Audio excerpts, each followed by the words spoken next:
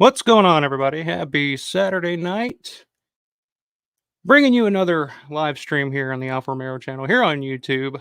What's going on, everybody? Hope everybody's doing well out there. Tonight, we're going to be talking. Finally, this is a topic I really haven't broached before. I've talked about it, but I haven't really dedicated a stream to it yet. But I got the perfect guy to join me for this. We're talking Romero Soundtracks tonight. And I got a special guest coming in all the way from Milwaukee, Wisconsin. I was about to say Milwaukee. Milwaukee, Wisconsin. Friend of the channel, Romero fanatic, musician, big Dawn of the Dead fan. Met him back at the Living Dead weekend. So last year, I believe. I think it was last June, I believe was the first time we hung out. But Mr. Paul Farvour, how's it going, man? Welcome to the channel. Thanks for having me. This is awesome. Yeah, man, I've been trying to get you on for a while. I think this is a really fun topic. I think this is a topic because I was first introduced to you. You have a YouTube channel. I got the link down here in the description. Everybody check it out. Really cool stuff. Great collection, as you can see behind Paul here. All kinds of just Dawn stuff that I'm jealous of. Like a lot of the show it off a little bit. Show it off. But a lot of like Dawn collectibles and like prop-alikes is what they call it. A lot of that stuff from Dawn that I'm just like, man, I would like, where do you find that shit at? But glad to have you on. And the first time I think I was aware of your name because we kind of run in the same groups on Facebook a lot of the time. So I see you post something, you know. But the first time I saw actually witnessed you in action on your channel, I think you were doing a drum cover of The Hunt. Yes. From Goblin. My favorite song of all time. It's such a good song. And it was so funny because I think I was sitting outside with my fiance and we were just kind of talking and smoking a cigarette. And I'm just kind of looking through and I click on it. I'm watching it. And for some reason, I don't know if I was drinking or what, I can't remember. But for some reason, my initial reaction was like, holy shit, is that George Romero playing the fucking drums?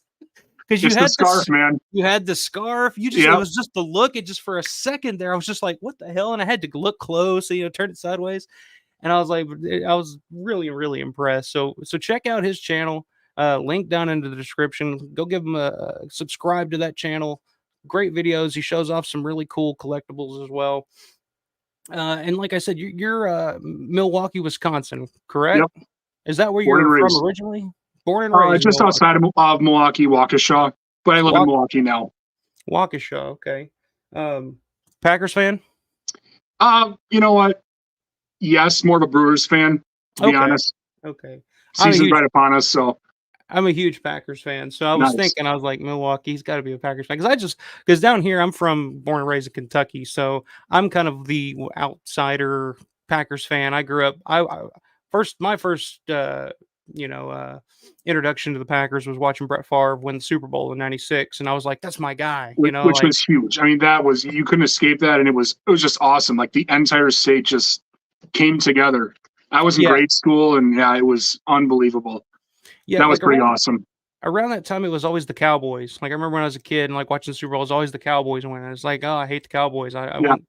And then the Packers were like that next team that came along and went back-to-back Super Bowls. And, and the way Favre played, I just fell in love with it. So from that moment on, I became a lifelong Packers fan. So I just assumed that anybody born in Wisconsin, it's just like a rite of passage. You got to be a cheesehead. You got to be. I still love them. I mean, they're great. They're great to watch. But as far as like sports, I mean, baseball over football for me for sure. Okay. But I still love them. They're great. I respect that. You can't get away from it there, I guess. Yeah, exactly. Another thing I wanted to ask you about being in Milwaukee, are you familiar with the movie American Movie? Yeah, I saw it a long time ago because it was filmed. Everyone's got a story about American Movie, and it was filmed all over like the Milwaukee area. I know several spots near my high school where it was filmed.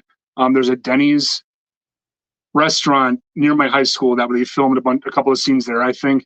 And I think the guy who made the movie, he was at Claudio Simonetti's Goblin, introducing them like 3 or 4 years ago, and it was just kind of cool to talk to him again. And he's just an old hippie looking guy, super nice. Mark Borchardt? Yeah, that's it. Yeah. Yeah, I'm a huge Mark Borchardt fan. Oh, awesome. That's why I had to ask you, because right here, literally to my right, I have a signed Mark Borchardt Coven poster, which is the movie that he makes in the documentary. And I have he wrote me a letter too that I got framed and put up here. So Oh, I'm a awesome. Borchardt Mark for some reason. I guess growing up, like I was, small town, want to be, filmmaker, as a teenager, running around with my camera, and I just identified with that dude so much. Oh, It was, totally. Absolutely. but he does like a radio show in the Milwaukee area for, I want to say, I can't remember what it is, but it's like the local college Yeah, I radio, think it's Milwaukee School of Engineering. I yeah, think that's what he does that for. something like that. MSOE 90, I think it's 91.7 or something. That Yeah. sounds right. Because Mhm. I got really like obsessed with like because they put all the episodes on SoundCloud, so I was like Oh, yeah. for like a year straight that I was just listening one after. Because he's so interesting. He's such a weird guy, but it's He's such got a lot of interesting. stories. Oh, yeah. Yeah, but yeah, well, we've got a few comments in here early going on. Cinephile Sanity in the house. What's going on, man? Good to have you in here, Sean. Claudio Franco, hello. Good to have you in here. Will Phelps, what's up, man? Paul in What's up, dude? the House. house. What's going on, Will? Good to have you in here, man. So yeah, before we get into our collections and Romero soundtracks and all that good stuff, do got quite a bit of news to cover here. Before we get into that, and I guess the first big news topic is the Monroeville Convention Center is alive. It's Yeah. staying open. They, for somehow they pulled some strings and Hobby Lobby backed out, Yep. and It's Convention no more. Center is alive. And I So, sorry to interrupt. no, go ahead. I think the mayor had something to do with it, and he like really busted his ass to keep it open. And there must have been some petitions, I assume. And you got to admit, I mean, Steel City Con is so huge, they have to keep it there.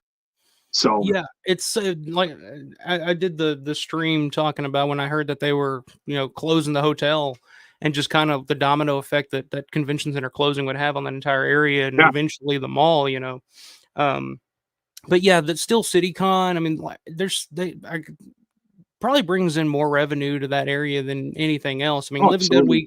Living Dead Weekend's a smaller kind of con that takes place in the mall. Yeah, But man, you look at the guest lists on some of those Still City Con shows, it's just like, crazy. I see God. those updates from Will Welfley all the time Mhm. on Facebook, and it's just, my God, this person's coming, that person's coming. That's Yeah. awesome. And in that article that I read from I guess WDKA or KDA or whatever it was, where they interviewed the people, the random person that worked at the hotel, I guess it said like 60% of their business comes from that convention center. Yeah, which And is massive. yeah, and a percentage of that also carries over to the mall's Hmm. business as well. Because I mean, shit, you're at a convention, you're right next to the mall from Dawn of the Dead. I mean, even if you're not the biggest Dawn of the Dead fan, it's just like You're gonna go see it. That's yeah, just through yeah, the hearsay, rite you're of just gonna be passage. like, oh, Yeah. that's the mall where they shut that movie. Let's go check it out. Hmm. Okay, and then while you're there, you buy a pretzel or whatever, and Yeah. yeah, that's how it works. But that's great news that's staying open. What do you think this means for the hotel's future? Well, I haven't heard anything on the hotel yet, but I mean, they got to reopen it. I mean, the Steel City Con, it's huge. People need a place to stay. Yeah, there's plenty of hotels around, but the DoubleTree, it's right there. So Yeah, it's a they, perfect location. You'd be they got to stupid open it not to. under a different name or something. Yeah, I've heard. I don't remember where I saw it. I don't remember if it was on like a. I don't know if it's the Still City Con page on Facebook or if it was like one of those local Monroeville, like Monroeville Memories or something like that. But I remember think I seen somebody saying that there were two possible interested buyers that were in talks. As of recently, Yeah, oh, like I saw this. It was earlier this week, I think. It was like right after the announcement of the convention center I staying can see open. that. Well, something's got to go in there. So Yeah, because what else are you gonna do with a building yeah, that size? I mean, and it's it's gotta not be going to a be a Hobby hotel Lobby. or yeah, exactly. But that's great news for the future of, the Monroeville Mall for one, big Well, one. like you said, I don't want to be like Mr. Downer immediately, but if anything, it's going to extend the life of the mall a little bit longer, Right. having the hotel open. So, Yeah, it's because that whole area there is just kind of built around that mall. I mean, when that mall was put in there, I mean, that was kind of like the center of the universe Yeah, in there that was area. nothing around. Yeah, I mean, it was. So with that hotel and everything there, I mean, it's kind of, it does suck, but it is kind of like one of those things where once one thing goes, it's going to affect everything else. So, Yep. but definitely glad to see that happening. And like I said, hopefully, I don't know if it'll be in time for this year's Living Dead weekend in June for the hotel to open back up. I don't know. You had a reservation at that hotel. Have they messaged you or given you a refund yet or anything? Not a word. No, I still have the email and the confirmation, everything, just in case. But I booked a different hotel nearby, so which is actually cheaper. I mean, yeah, it sucks it's not right next to it, but it is what it is, and it's cheaper. So whatever. Yeah, and also hearing murmurs of the people that owned the DoubleTree and how they were not paying their bills and missing, not investing the money back in to upgrade those. You could kind of tell, staying there. Like there was. Like I remember when we stayed there for the first time, my fiance was just blown away that there was no refrigerator in the I hotel. didn't have one either. Yeah, the showers weren't the best either. Yeah, so hopefully, I think the best thing may not be by June, but I think probably the best thing for that is if they did sell to someone else who would invest in it and kind of do a little upkeep. Yeah, which it needs badly. Yeah, it does. But I mean, it's perfect location for. Yep, absolutely. For geeks like us. Yeah. You can't ask for a more perfect location next to the Monroeville Mall, No, you most of the time you're going to have a room overlooking the mall, especially if you're going for Living Dead weekend, because I think they literally hold the block of rooms that face the mall. Oh, if absolutely. I'm not mistaken. Even if they're not facing the mall directly, they're on the side of the hotel. You can still see it. Yeah, and someone like us, there's no better view to wake up to in the morning. Absolutely. It's perfect, man. That sun rising over the mall, there's nothing else like it. What was your first time you went to Living Dead weekend? What was your first Living Dead weekend? Mine actually was in 2020 when the pandemic was like completely over. They did a mini convention. I can't remember what it was called. It's like a drive-in kind of thing. But they had a mini convention in the buildings by Red Robin, like in the district. And a bunch of dealers there, constantly people from Dawn of the Dead and Night of the Living Dead 2. Lenny Lees was there, Joe Shelby. That's where I first met like Daniel Lowry and Eric Kent and Will Welfley and stuff. And those guys were just so awesome and welcoming me into the community because they were all like friends for a long time before that and stuff, which was really cool. Yeah, it's kind of the same deal with me because it was kind of a weird. I guess it was more weird for me than anybody else, but it was kind of weird because I had kind of for like years, like I had known Matt Blasey, I had known Eric Kent just from watching. I was a huge follower of WGON radio. Like I would listen to that podcast all the time, just like on repeat sometimes, just to make sure I didn't miss any bits of information or anything, So I was very aware. I knew Matt. The first time I talked to Matt was I was like 12, 13 years old. And he had that website, the WGON website. And he had awesome. Yeah, he had his AOL screen name on there, so if you wanted to talk to him. So I just got on AOL, started talking to him. This was right around 2005, 2004. So he was going to shoot. He was going to Toronto to be an extra in Land of the Dead. Yeah. So I remember I was there. I mean, he was telling me all about it. Like, oh man, it's so awesome. And I was just like blown away. I was like, who is this magical man who gets to go do all these things that I wish I could do? So I was aware of all these people. So the first time I was going to a Living Dead weekend, like seeing these people in person, it was almost as big to me as seeing, some of the guests at the convention because I'd kind of grown up with like being aware of some of these people, like the Christian Stavrakises and these people. I'm like, oh, holy shit, it's Larry. Like I'd never met. Exactly. That's awesome. I love that. And you too, like meeting you in the parking lot. Like you commented on one of my videos. I'm like, oh, it's nice to meet you in person and chat for a bit. Like the fans, it's almost like they're more important than the stars of the movie. It's that community. It's just awesome. Yeah, and meeting I met Daniel Lauer. The first thing I should have grabbed it. See, I already told you. I'm looking around like I should grab things before. I know. I have tons of stuff stored away. Yeah. The first time I met him, we were actually in the elevator at the DoubleTree, and I said I just looked at him, and I was just like, Doodles of the Dead, man. That's awesome. And Yeah, he nice. just looked at me. He's like, "Do I know you?" I'm just like, "No, I'm just a big fan of your Yeah, work." And I ended up buying a piece from him that weekend. So, but yeah, it's fun. It definitely is. Um, am I coming in okay? you were dropping out just a little bit just now, but it's so far it's pretty good. Okay, cool. Just to make sure. Am But I coming yeah, in okay? yeah, you're perfect. Oh, okay. So maybe I should, because you're on your phone. I'm on this fucking MacBook, and I think maybe I should just pull out my iPhone. This is a Samsung, so Oh, okay.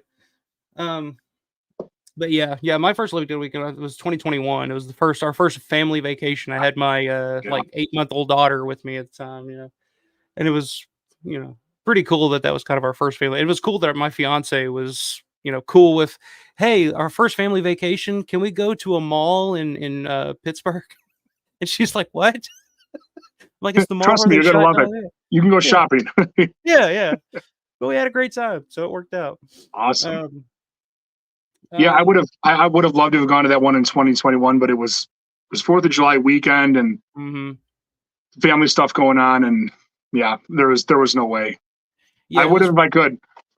it was really cool because they had the 4th of July fireworks Yeah. display over the mall, and we watched it from the hotel room, and it was nice. It was really cool.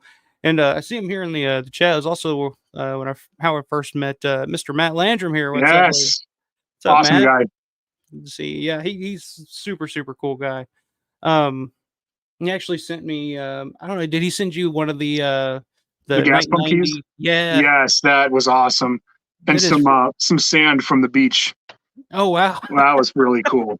I That was was talking to awesome. him. I was talking to him a few weeks ago, talking about possibly taking the family down to Fort Myers for vacation this year because I've never been to any of the Day of the Dead locations before. So that'd be a good family vacation. Kind of No, be like, oh, absolutely. we're going to the beach, and you guys go to the beach. I'm gonna go over here to the Edison Theater. Yeah. And they're like, Well, what? you have to, of course. Right. Um. But yeah, what's up, man? Good to see you, Rich T, in the house. Good evening. Oh, pull it up. Good evening to all of you from the UK. Nice. So we got an international audience in here, ladies Sweet. and gentlemen. Let's see. Moving on. We'll move on to next news topic. Dawn of the Dead is back in theaters next Absolutely. month. Very, very stoked. It's Going to see 45th it. Oh, go 45th ahead. anniversary. No, I'm just a 45th anniversary Yep. of the. And I was looking at some of the screenings. I think they'll probably add some more screenings. I'm hoping, but I I think the think so. Yeah. closest place it's playing for me is like St. Louis, which is about 2.5-3 hours away. So, but I might, you It is know. Dawn of the Dead. Yeah. I might. Is it playing anywhere near you? Yeah. A bunch of places in Chicago. I'm actually Mm, going to, first time going to an Alamo Draft House right across from Wrigley Field. And nice. I commented on someone's post, like, thank God there's not a Cubs game that night because it's right there by the stadium. So they have their Mhm. own parking, which is perfect. Not a lot of tickets left already because they just went on sale like yesterday, and I just bought two very quickly. So That's awesome. I'd love to see it in like an Alamo Draft House. I actually saw Diary of the Dead when it came out at the an Alamo Draft House down in Dallas. okay, nice. I just love that environment and just the you can actually have a beer while you're watching it. Yeah, which is awesome. It's pretty sweet. We got a drive-in theater right down the road here that I was hoping maybe because I'd love to see Dawn in the drive-in. I've Oh, absolutely. never seen Dawn in a drive-in. So, but yeah, I might. I'm hoping maybe they'll because I went to see Dawn in 3D 2 years ago. Yeah, so did I. We had to travel. I had to go to Louisville for that one, and that's about an hour and a half.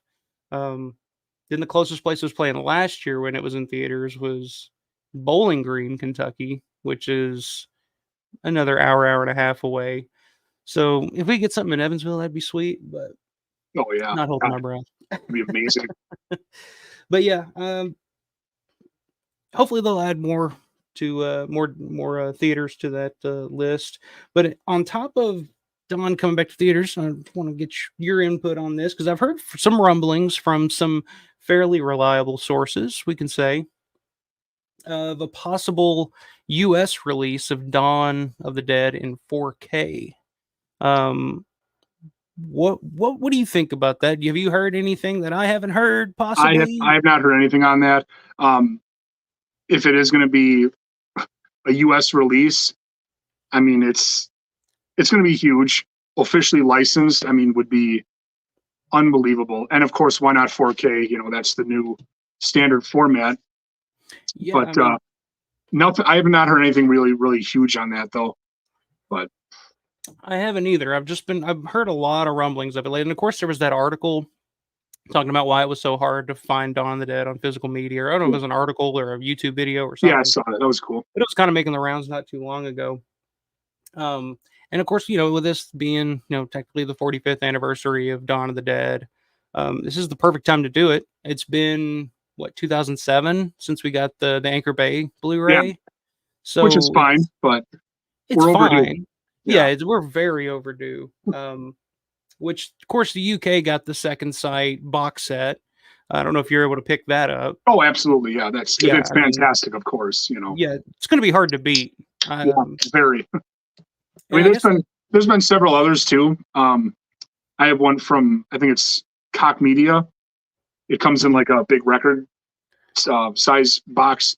I should get that out. But we're gonna do that a lot tonight. Oh, I should have grabbed that. Yeah, I'll get maybe later. But it's huge, and it almost rivals the second sight set with all the like poster reproductions and like lobby cards and stuff. But I think I've seen that. I don't own that, but I think I have seen that. I want to say it's pretty awesome. But the second sight one still is, to this day. I mean, it's been almost 4 years since that release, and it's hard to beat. Yeah, it's pretty much definitive, which begs the question: with a U.S. release, any guesses of a company that might be putting it out? My first guess, sorry, I would be Arrow, definitely. I mean, Arrow makes a lot of they're sense. pretty much the standard as far as like gigantic, epic physical media. I mean, Severin is pretty high up there. Kino Lorber, but I think Arrow would just knock it out of the park. And there's no company I'd rather see do it.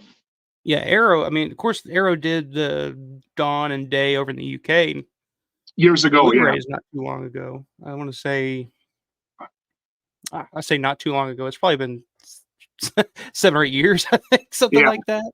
God, time flies. That Dawn one from Arrow with the window box.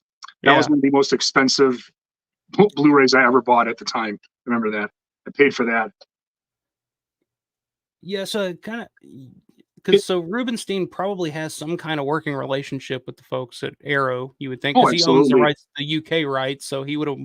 Because I guess because Arrow also did a Martin release as well, which also begs on DVD, I think.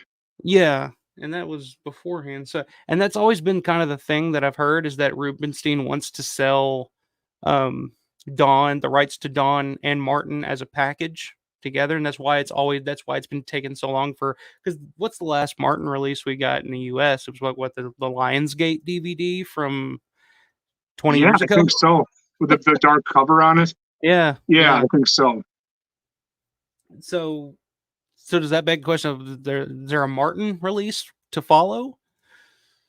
As far as that, I mean, yeah, I assume there would be here in the US. Mm-hmm. But it also begs the question, like, how much, okay, we get a 4K transfer, but how much extras would they include, at this point in the lives of those movies? Yeah, I mean, interviews and stuff like that. Dawn especially. How much? Because I mean, Document of the Dead, we got that, and that's hard to beat. And of course, we got the Dead Walk documentary from the Ultimate Edition box set in Anchor Bay back in 2004. Yeah. Of course, they added a bunch of new documentaries and interviews for the second sight release. Feature-length documentaries. Yeah, which are just amazing. I guess they could probably use those. I would assume. Yeah, why not? Right? Just keep it going. Maybe add a couple more extended scenes of those documentaries would be cool. Yeah. I don't know what else you could really do extras wise. Is there anything that you could think of that you personally would love to see on a Dawn disc in the US? If Rubinstein has it, any missing footage from Dawn of the Dead, possibly the infamous shot ending would Mm-hmm. be unbelievable. Finally give that to the public. I mean, I think maybe I'm talking out of turn or whatever, but I think Rubinstein might have the full uncut version of everything Romero shot on a couple of reels or something. I mean, it's possible. I don't know. I mean, if he does, it's got to be somewhere. Yeah. If he doesn't, I tend to think that maybe Dario would have that complete cut that he used to make the Italian cut. Right. So you would think that maybe George would have sent over the complete thing and just let Dario cut, Do because what he a lot of wants the with it. footage a lot of the footage in the Argento cut is not included in any of the cuts in the US. So you'd think that'd be like the full complete cut that George sent to Dario. I mean, I don't With other scenes that have never been seen before. right. Yeah. Like a lot of that stuff on it was like before the movie came out, it was like, I forget, what was it, like evening something. It's on Larry's page on YouTube with all the, like, with the flyboy falling out of the ceiling and landing on Roger, and you know what I'm talking about? Oh, the like outtakes, or it's like a TV special or something. Yeah. Yeah. I always found that so fascinating that all that, there's so much of that footage in there that's not used in the final. I mean, I guess if George was still in the process of cutting it. So like alternate takes or something, outtakes or bloopers, or for that matter. yeah. Yeah. But I don't know. I feel like that's got to be around here somewhere. Somebody has it. Somebody has to have it under secure lock and key, And if anybody would have it, it would be Richard Rubinstein. Yeah. So yeah, that would be huge. I guess the same would go for a Martin release, because I mean, it's what Second Sight obviously bought the package deal because they did the Dawn release and then they did the Martin. Yep. About a year or so after. Well, That's then probably longer than a year or so, actually. The black and white full work print was found or something, like right after Second Sight finished the Martin release. So well, they ended up holding back on releasing that Second Sight one, trying to see if maybe possibly they could add it to, but there was just no way. I mean, Rubinstein, what I understand, so they found the film, and Greg Nicotero was the one that actually ended up purchasing it. Oh, awesome. It went up because he ended up buying it. It went to the Romero archives at the University of Pittsburgh. Last I heard, they were in the process of digitizing it to where you could view it at the archive. But outside of that, I have no idea. Rubinstein didn't really seem interested in, using it for anything, or buying the print itself. Because I mean, he still owns the rights to it. Technically, you can't, So if he wanted to do something with it, I guess he could. But who knows? Yeah. Who knows if he will? It's Richard Rubinstein. Who knows? Yeah. He's always got a trick up his sleeve. Yeah. But let me check the chat here real quick. We'll finish up with these news topics and then get into the music. Synth Addict, what's up, man? Oh, nice. Romero Soundtracks, right up his alley. Yeah, he's got a great channel too. Yeah, where he does like live streams where he's just like playing with shit for like hours at a time. It's just him and a couple guys chatting about it. It's like, oh, well, check this out. And like, I know nothing about, like, I've played music, I've played drums, I've been in bands and stuff, but like that aspect of music, like synth and all that, I'm completely clueless to, but I'm completely fascinated by it. By that style of music. I guess it's the horror fan in me, I guess. Oh, the John Carpenter in me, Halloween 3 Season of the Witch. That's it right there. Oh, dude, it was awesome this year at Halloween. I was the weird guy on the block that was, sitting out giving candy, and I had the Halloween 3 soundtrack just playing on my phone while kids are running up, and of course it would get to that's kind of fun. Walk by and just look over like, what the fuck is this guy doing? I'm just like, happy Halloween. I'm like, oh god, who's this guy? Let's see, Mick Horror, what's up, man? Anchor Bay is back, so maybe that's a good point too. Anchor Bay apparently is revamping their boutique label status. Physical media? Yeah. Oh man.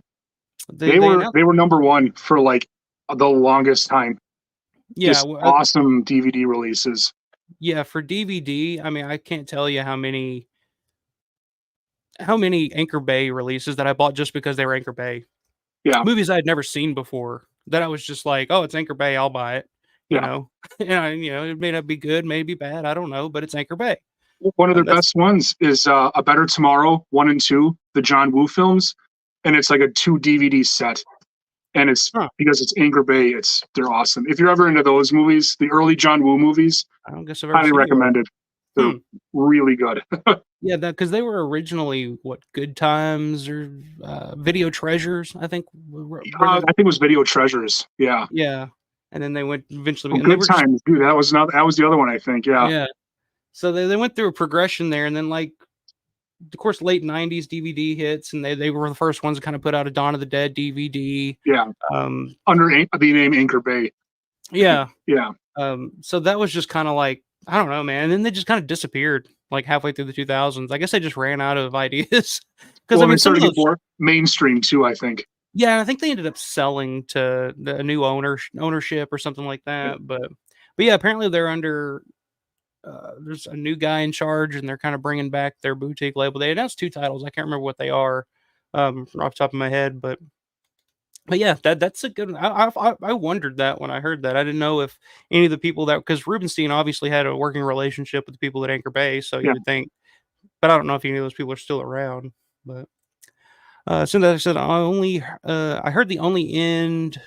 I don't know, the only end helicopter suicide shot was the dummy dropping from 2 angles. Could be more, I suppose. Yeah, that's the great mystery. I've heard so Yeah. many different things from so many different people. As far as I know, yeah. I mean, that's the alternate ending that he did shoot. So he did, like he says in Document of the Dead. I shot both endings. So in a Mhm. way, he actually did. Yeah, but then you hear Gornick, I think it was, who said, "Yo, we never shot that. We started to, but The George test kind of footage. George kind of gave me the nudge and was like, "Hey, man, don't make this look too good," because he Yeah. wanted to change the ending, but Mhm. they were still. So I did. Who knows? Since says you would think there would at least be a bad VHS copy of the cutting room floor stuff, like for the other famous movies. One can always hope. Yeah, Yeah. I mean, there's got to be something. Something's out there, waiting to be rediscovered. It's in the Rubinstein vault somewhere. Mhm. Which I'm sure he has Oh his yeah, own archive of stuff. no, he has to. Because he doesn't open that motherfucker for for nothing. Anything. At least here in the States. Unless you're The UK is no problem. unless you're writing a 6-figure check, he's Oh not God, yeah. even taking your call. So No. let's see. 1911 guitar dude, what's up, man? Hi, just joining the stream. Saw that Yingling, and I'm cracking one open right now too. Love all the soundtracks to George's films from Night Through Day and all the ones in between. Hell yes, sir. Awesome. Good to see you in here. Claudio Franco says it would be great to watch an official complete cut of Dawn, but I'd be happy with any new footage not available until now. Yeah, that would be the ultimate thing. Is Yeah. if there is that one long complete cut out there, with soundtrack and everything to it, that would be the dream just to see that. But hell, even just like a featurette that just features that lost footage Yeah. just cut up. I mean, fuck, take my money. Yeah, please. Like wet dream. Easily. Sid says, thanks guys. I like to noodle on gear as show and tell live vids when I'm not actually making music. It's good stuff, man. I appreciate like sometimes I'll just space out. I'm just listening to what you're doing, just fascinated by it. Fascinating stuff. Let's see, since as yeah, John Woo pre-coming to the US was True Magic. Ringo Lamb too. Yeah. I'm not too familiar with John Woo. I guess I'm more familiar with John Woo post coming to the US as opposed to pre. Yeah, his earliest stuff in the late 80s. The Killer, A Better Tomorrow 1 and 2, and Hard Boiled. I think it's from 92. I mean, it's one big gory shootout. Just friggin' awesome. Yeah, I've always heard good things, but like I said, post coming to the US, a lot of the stuff that I've seen, I'm just kind of like, I don't get it. So maybe Paycheck and Mission Impossible 2 were good. yeah. Silent Night, which just came out, it wasn't bad because it was John Woo, but the market is so saturated with those kind of movies that it's just felt like another shoot 'em up movie, with a lot of CGI. So Yeah, I heard mixed things on that one. I haven't seen that one yet. it's not But, bad. There's no dialogue, so I very heard that interesting. too. I heard Yeah, that too. So that does kind of interest me. yeah, Uh, Carter Bullard, what's up, man? That's my old work buddy. nice. Good to have you in here, man. Don't start any shit. Or I'm gonna come after you. I still know where Murray is, damn it. All right. So last couple pieces of news here. Let's see if I can share this on the screen. Fright-Rags. Speaking of Richard Rubinstein, Fright-Rags just announced some new Dawn merch. I want to Yes. Get your take on here. Oh, very excited about that. I mean, I don't know if they're doing those posters. Those look pretty awesome. The couple of T-shirts they're doing are awesome because one of them like mimics the Night of the Living Dead shirt that they did. That's kind of darker Mhm. Yeah. with that Mhm. style. But I think the big one people are really stoked for is they're redoing the original 1978 Dawn of the Dead shirts, and they have like a distressed look to them, and it has the Mhm. text on the back too, which is really really awesome. And Yeah. they're redoing That's the trading cards as well. There we go. If you can see that. But yeah, Yes, definitely.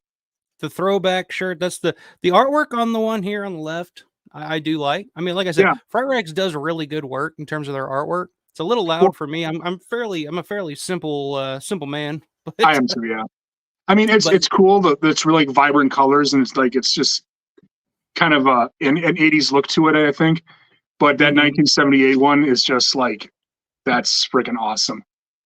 Yeah, that's the one that I'm interested in No, me because too. that's what like one of my white whales as a collector is to get my hands on an original crew shirt. Mhm.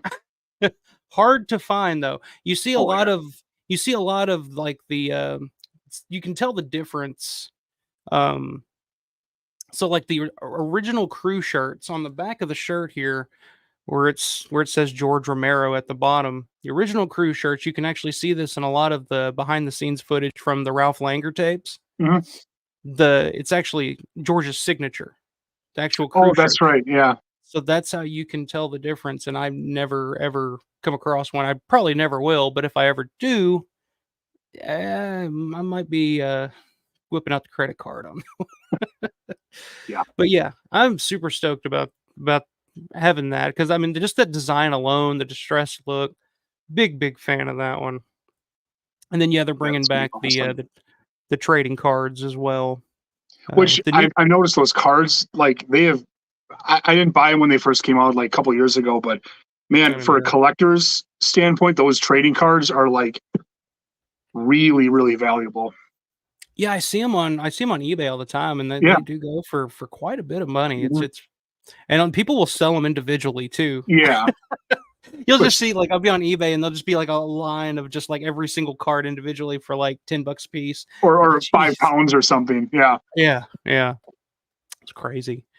Um, and they also let me see if this pops up here. We were talking about these. The hell am I?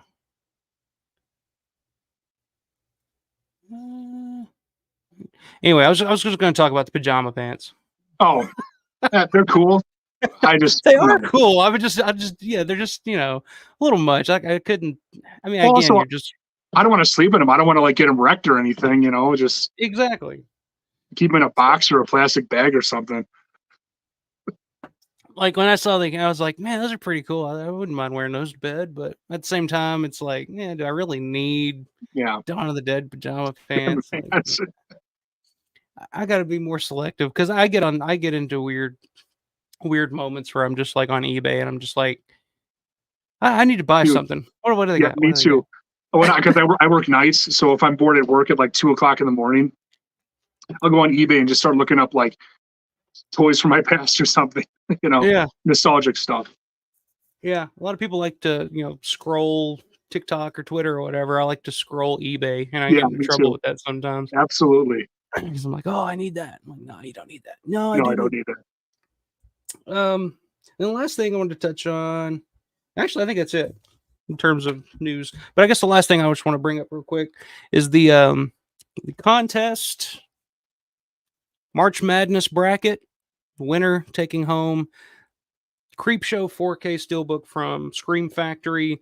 This is the last day to sign up. So if you haven't submitted your bracket and you wanted to get on the contest, make sure you go and do that. Get in on the fun. We'll be voting on these matchups all throughout the month of March, and the ultimate winner will receive. And this is going out of print fast. Yeah. It's getting pretty hard to find. I've been to a few Walmarts here recently, and they're all sold out. I was lucky enough to get this one. It was the last one they had at my Walmart, and I'm kind of jealous because I wish I would have gotten a copy too. But I got this for you guys. So Nice. if you haven't gotten your hands on this yet, this is your opportunity. Go fill out a bracket. Best Romero movie ever made, seeded 1 through 16. It's gonna be fun. It's gonna be interesting to see how some of these matchups turn out. So, okay, are you ready to get into Romero Soundtracks? Talk Finally, some we're only about soundtracks. 45 Oh yeah. minutes in. Let me check the chat here real quick, and then I'll turn it over to you. We got Matt Lantern saying we're headed back down to Sanibel this summer. It would be hilarious if we went at the same time. Yeah, that's a funny story too. I don't. So both of our first time at the Monroeville Mall, me and Matt was with his family. I was with mine. And we were Living Dead Weekend 2021. First time we're both going there. We meet, and then just throughout the rest of the weekend, not even at anything related to Living Dead Weekend or the mall, we would just run into each other all throughout Monroeville. Like we ended up at like an ice cream shop. We bump into each other. We're just after a while, we're just like looking at each other like, are you following me? Are you following me? It's just like so. Did we just become best friends? It's like something going on here. What's this? So yeah, that would be hilarious if we did end up going back down there, and I see Matt standing out front of the Edison Theater taking pictures. I'm like, That would be God, awesome. here we go again. Let's see. Synthetic says Fright-Rag stuff is great, but the shirt cloth material is a bit weak. I don't know. Like I said, I haven't bought a lot from Fright-Rags. Yeah, not a lot of t-shirts. I bought their those souvenir cups they did last year. Those are pretty awesome. Oh, I remember those. Yeah, I can't remember if it looked the last thing I bought from Fright-Rags. It may not even been a t-shirt. But yeah, I'm pretty particular about my t-shirt. Like the cloth or whatever that they use for the t-shirts. I'm kind of a bigger guy, and so I don't like to wear the tight, skinny t-shirts too Yeah, often. one with a looseness to it. Yeah. Yeah, I need a little room. Need a little room here. Matt says Fright-Rags just released a Dawn pullover too, and supposedly there's a zip up hoodie coming out next Wednesday. Nice. Awesome. That's one thing I don't have. I don't have any kind of Romero hoodies or anything. That's maybe one thing to pick up.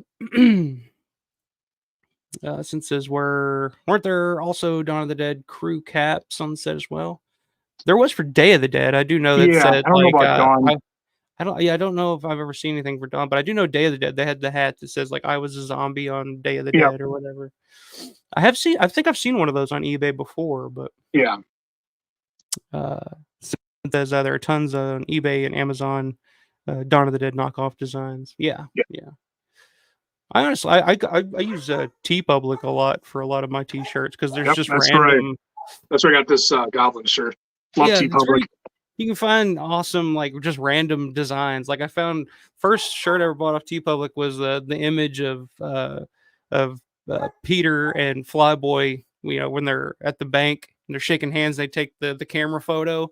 It's just a t-shirt with that photo on it. I was like, I gotta have that. I have a hoodie with that photo on it too. Yeah.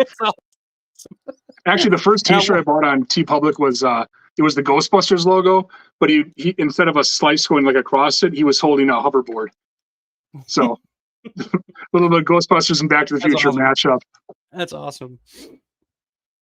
Let's see. McHorror says Creepshow the best Romero movie. Maybe. Ooh. Pins. Not for me, but not for me either. But it's pretty high up there.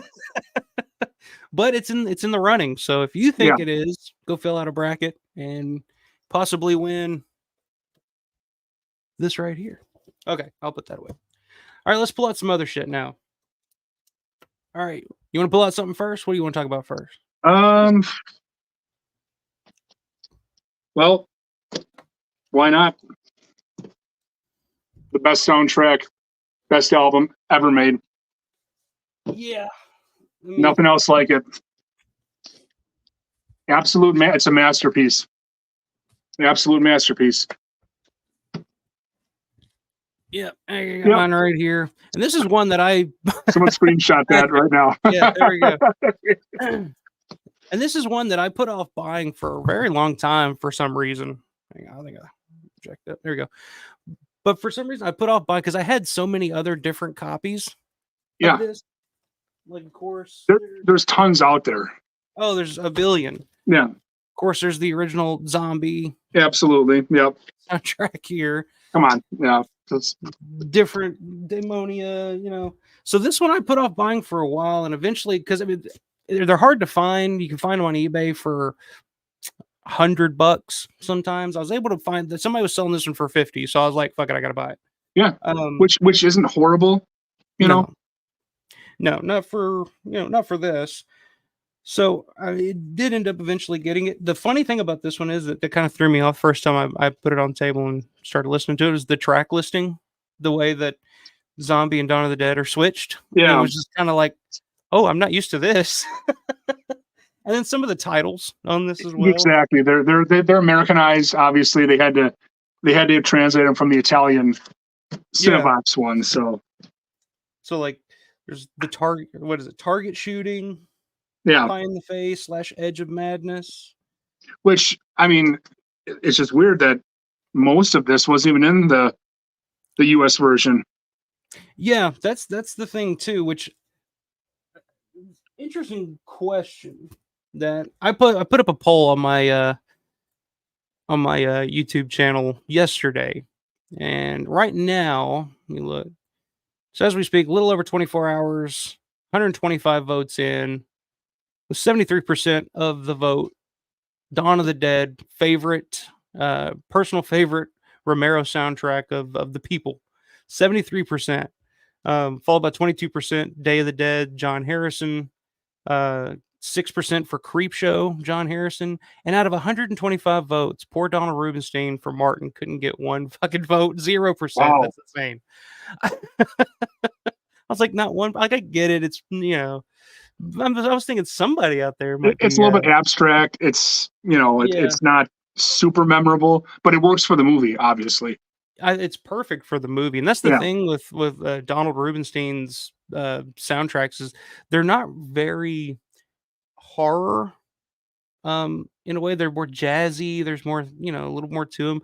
He can hit those horror notes sometimes, which I'll bring one up here in a second. We'll talk about. But where's that question? Somebody commented on this poll, and I thought it was a great comment, great question I want to pose to you. So you mentioned the Goblin soundtrack. Yeah, I love it. I mean, yeah. What can you say about this that hasn't already been said? I mean, honestly. Yeah, and about 75 to 80% of it is not in the US release. Yeah. And Tokyo Smash commented, and he says that he likes the library music from Don more. What are your thoughts on that? What do you prefer? I'm always going to prefer the Goblin music. That being said, the Argento cut is not my first choice. I think it's a fantastic cut. The Goblin music is perfect in it. And I've always said how Romero chose the Goblin music in his version with the library music was genius. It works in every scene of the movie. Every cut of the 3 Goblin songs used in the extended version was perfect. I mean,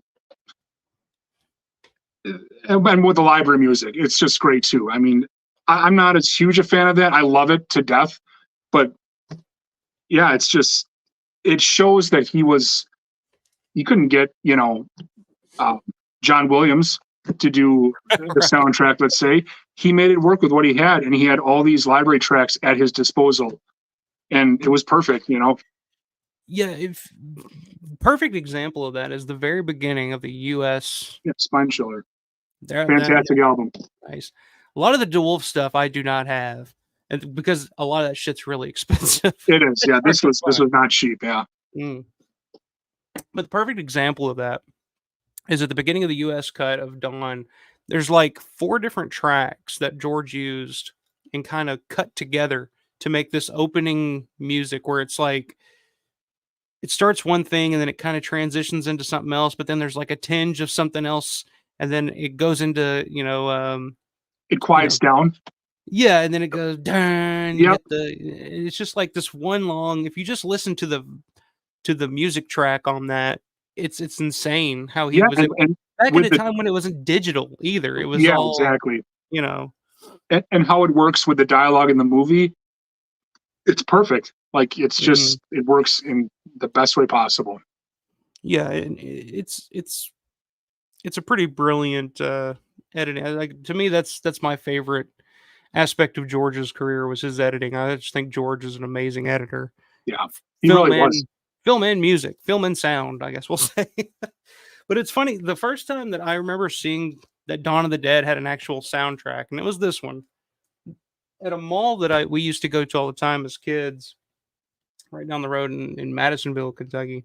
There was a place there called Sound Shop. It was like a CD place, you go buy CDs. And I was just starting to get really into Dawn of the Dead. And of course, our family would go to this mall. We'd eat at the local Godfather's Pizza, which was in the mall. We'd eat there, then they'd just give us some money and tell us to go play in the mall, go do something, get out of our hair so we can talk. So we'd go to the sound shop, and they had a little kiosk there where you could just look up music and just sample CDs and see if you wanted to buy them. And I just typed in Dawn of the Dead to see if there was like a soundtrack or anything. And that one popped up, and I started playing it and listened to it. And the first track, I was like, oh, yeah, this is the music from the movie. This is awesome. I was probably 12 years old at the time. Second track, oh, yeah, I remember this one.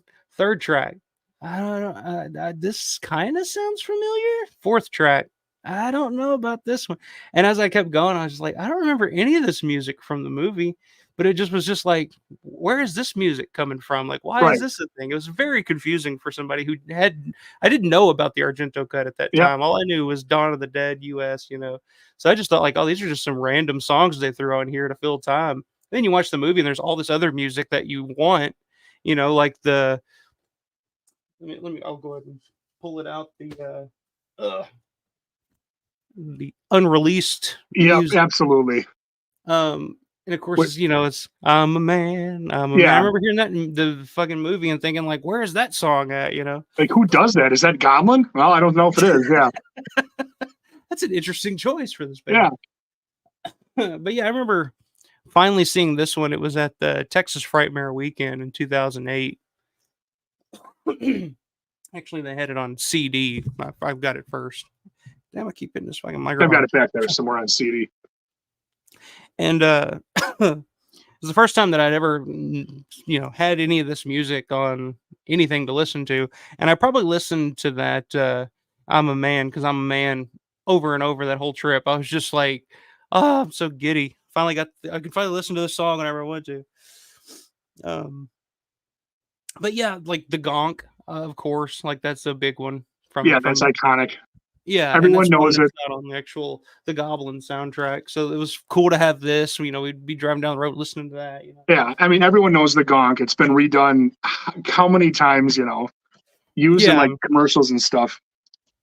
what was it? The Adult Swim Robot Chicken. Yes, yeah, I It was saw in that. that.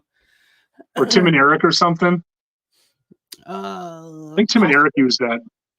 It's everywhere. Yeah, At this point. Um, but yeah, the Goblin soundtrack, far and away, you know, everybody on the channel that voted their favorite by far.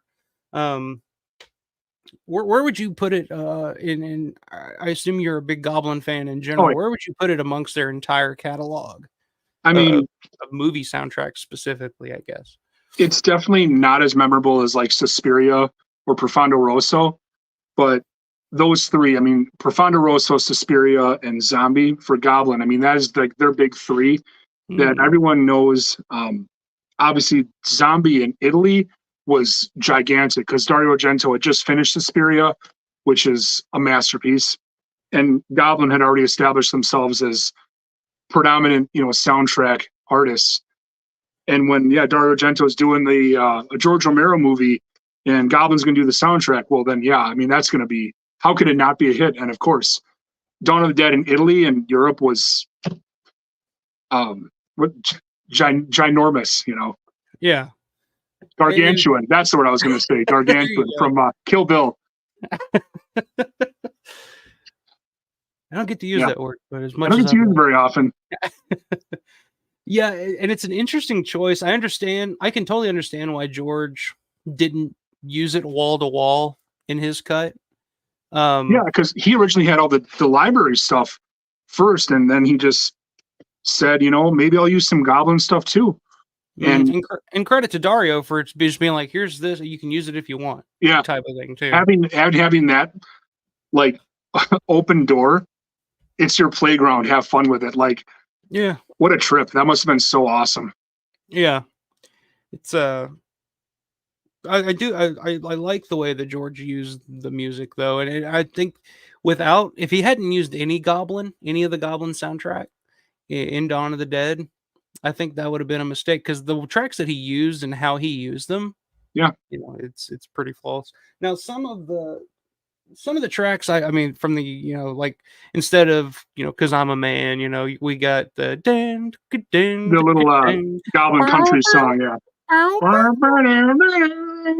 which works, but it's just kind of a generic filler for this one scene.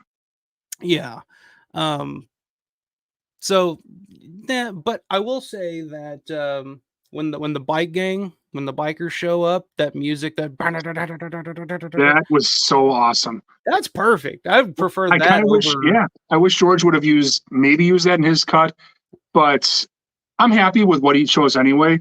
But still, hearing that in the US version would have been so badass.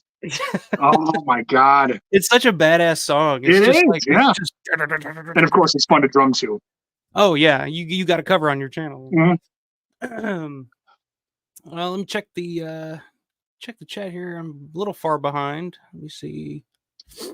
Oh, McCord clarifying. I thought that you said it was his best. That's why I was like, huh? So he doesn't think Creepshow is the best Romero film. Okay. But he was thinking that I was saying that, but no. Claudio Franco says, I had the pleasure to see live different lineups of Goblin playing themes from Dawn of the Dead. It's always emotional for me. So you have seen Goblin live? Yeah, several times.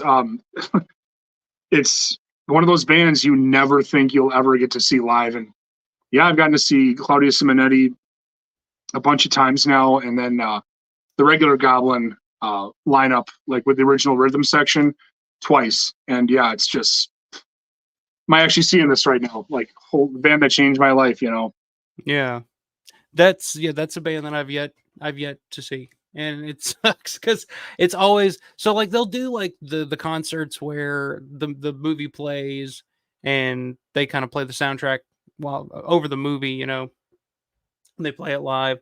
And I've seen them do it a couple of times where they've come around. They did Dawn of the Dead. I've seen them do it with Suspiria, and here recently they did it with Demons. Yeah, that's right. And it's like every time I see them, I'm like, oh my god, I got to go to this. And I look up and I'm like, okay, where's the closest place? And it's like 3.5, 4 hours away. I'm like, okay, well, I can do that. What day is it on? Wednesday. I'm like, God, I can't do that. Yeah. So it never friggin' works out. But I do hope that someday I do get the chance to do that and get to see them live. Yeah, man, it's something else. I mean, meeting the people at Living Dead Weekend is awesome, but seeing like the band that did the music is like, holy shit, Yeah, I can't imagine. Let me we're talking about that. I'll get back to the comments here in a section. But I actually have a copy of Claudio Simonetti's Goblin live performance of Dawn of the Dead. I've got that back there too. It's fantastic for just 3 people. Yeah. Doing all that music, man. It's really awesome. It's from like Sweden or something, or Helsinki, I think. Let's see. Recorded live in Helsinki. Yeah, May 2017. Limited to 500 copies, I think, or 1,000 copies. I'm not sure, But it was one of those I found on Discogs, and I was like, I gotta check that out. I gotta get that because I never made it to the actual show, so I guess I can at least buy the vinyl. Yeah. But Yeah, that's a really good one though. pop that over there. And then I got some of the Demonia stuff. Let me see. Claudio Franco says, I like the Knight Rider soundtrack. Yeah, that's a good one. We can talk about Yeah. that one here in a second. Yeah. Synth says Rubinstein's score for Knight Riders 2. Very nice. Mhm. Yeah, I think that's probably Donald Rubinstein's best score. Oh, I mean, it's much better than Martin. I'm going to say it. I mean, it just, his music is fucking awesome in that. Just yeah, like, I want to go to medieval times, and just blast this. It's so awesome. It's epic because it's got that main theme. Where it's like, yeah, it's just, it gets you so into the movie, and all the music for that matter in Knight Riders. Just again, it works perfect, and it's perfect. Romero again. I can't get John Williams, let's say. So Donald Rubinstein is already an established composer. Mm-hmm. He knows he'll write some great music for it, and it was cool how him and Donald Rubinstein and Ed Harris got to be friends on the set. Like that's awesome. Yeah, that's really cool. Still good friends to this day. But yeah, and the song that gets me though in that soundtrack is "I'd Rather Be a Wanderer." I know, man. That gets me every time. That's one of my all-time favorite songs. And he said that his goal when writing that song was, I want to write a great song. That was his inspiration. It's like, I want to write a great song. So he wrote that. And I love that song. I think it's great. It's fantastic. Very emotional and just, yeah. And of course that just came out. I have that over here. Scare Flare Records just put that out on vinyl. Did you were able to pick that one up? I did not pick that up. I read a couple of horror stories that people had some bad experiences with shipping and they got kind of fucked up, but because that was limited pressing too. Yeah, I didn't have any issues with it. Mine came in great. It was good. Yeah, I that's the only thing I've ever bought from them though. So it's a one-time sample, I guess. But of course, I think Suspiria is up there with Dawn when it comes to Goblin soundtracks. Yeah, it's very, very high up there. Yeah, I'd put Tenebrae on there too. It's not technically Goblin, I guess, but to me, it's the same realm. Yeah. Yeah. But yeah, Suspiria, Profondo Rosso, Dawn of the Dead, all three of those are just amazing soundtracks. Have you listened to or seen Vampire? The Argento cut of Martin?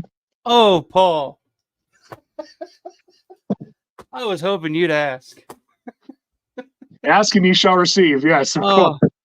Honestly, I might say I've been obsessed with this album for the past few weeks. I did a live watch along of Vampire on my channel a few weeks ago. And ever since I saw this movie, the movie itself is kind of it is what it is. But the soundtrack is so goddamn good. And I know. Yes. Thank you. Awesome, man. I was wondering what you're going to say. That's great. No, and seriously, it is awesome how that Goblin studio work from Roller and I think it's called Baggeroso Mark. Mm-hmm. It works. I think it works perfectly in that version. Yeah. It's got a more whatever rock and roll feel. Not as orchestral as the Rubinstein stuff. Mm-hmm. And it's just honestly, it's more memorable. Yeah. Yeah. Some of them, the one bit of music that just is stuck. If I hear it once, it's stuck in my head for the next 2 days. Is the boom, boom, boom, boom, boom, boom, boom, boom. I don't know what the hell it's called or what. It's the scenes where he's on the train and he's killing the girl. Oh, it's just Dr. Frankenstein. Yeah, is that what it is? That bow now now now now now. I think that song where he's sneaking around, kind of. No, not that one. It's I'm just sitting here trying to describe it. But never mind. I think it's Goblin from the Roller album, their self-titled song. Here, we're trying to figure this because I don't know what the title of the track is, but yeah, that one gets stuck in my head, and I'll just be walking down the just walking down the street, just in my head, just doom doom doom doom doom doo doo doo doo doo doo doo doo doo. And it's the track that's got the guy whispering, like the Oh, that no. weird Goblin shit. You know what I'm talking about? Yeah, now I think I do. I think it's called Night or Not Note. No, okay, yeah, that sounds right. Yeah. Yeah, that's from one of their other studio albums, Bad Girls of Mark. Yeah. This has been a fun exercise in trying to Yeah, figure it out by just just mimicking. mimicking the songs. Yeah. Boom, boom, boom, boom. But yeah, I've been obsessed with this lately. I finally picked it up. I bought it off. I found it for a good price, and I've just been listening to it over and over and over Yeah, again. it's a great album, and it's cool that they finally did like an official vinyl Yeah, release of this, like from Cinevox, which is the yeah, Italian distributor. hmm And it's cool because when they did this album, the guy who mixed it down, he also wrote the book, Seven Notes in Red, the Okay, official Goblin book, nice. I and he I had edited no all the idea. songs on the Vampire album as they are in the movie, which is pretty cool. Huh? So you don't get the full album Know that. versions, let's say. Sweet.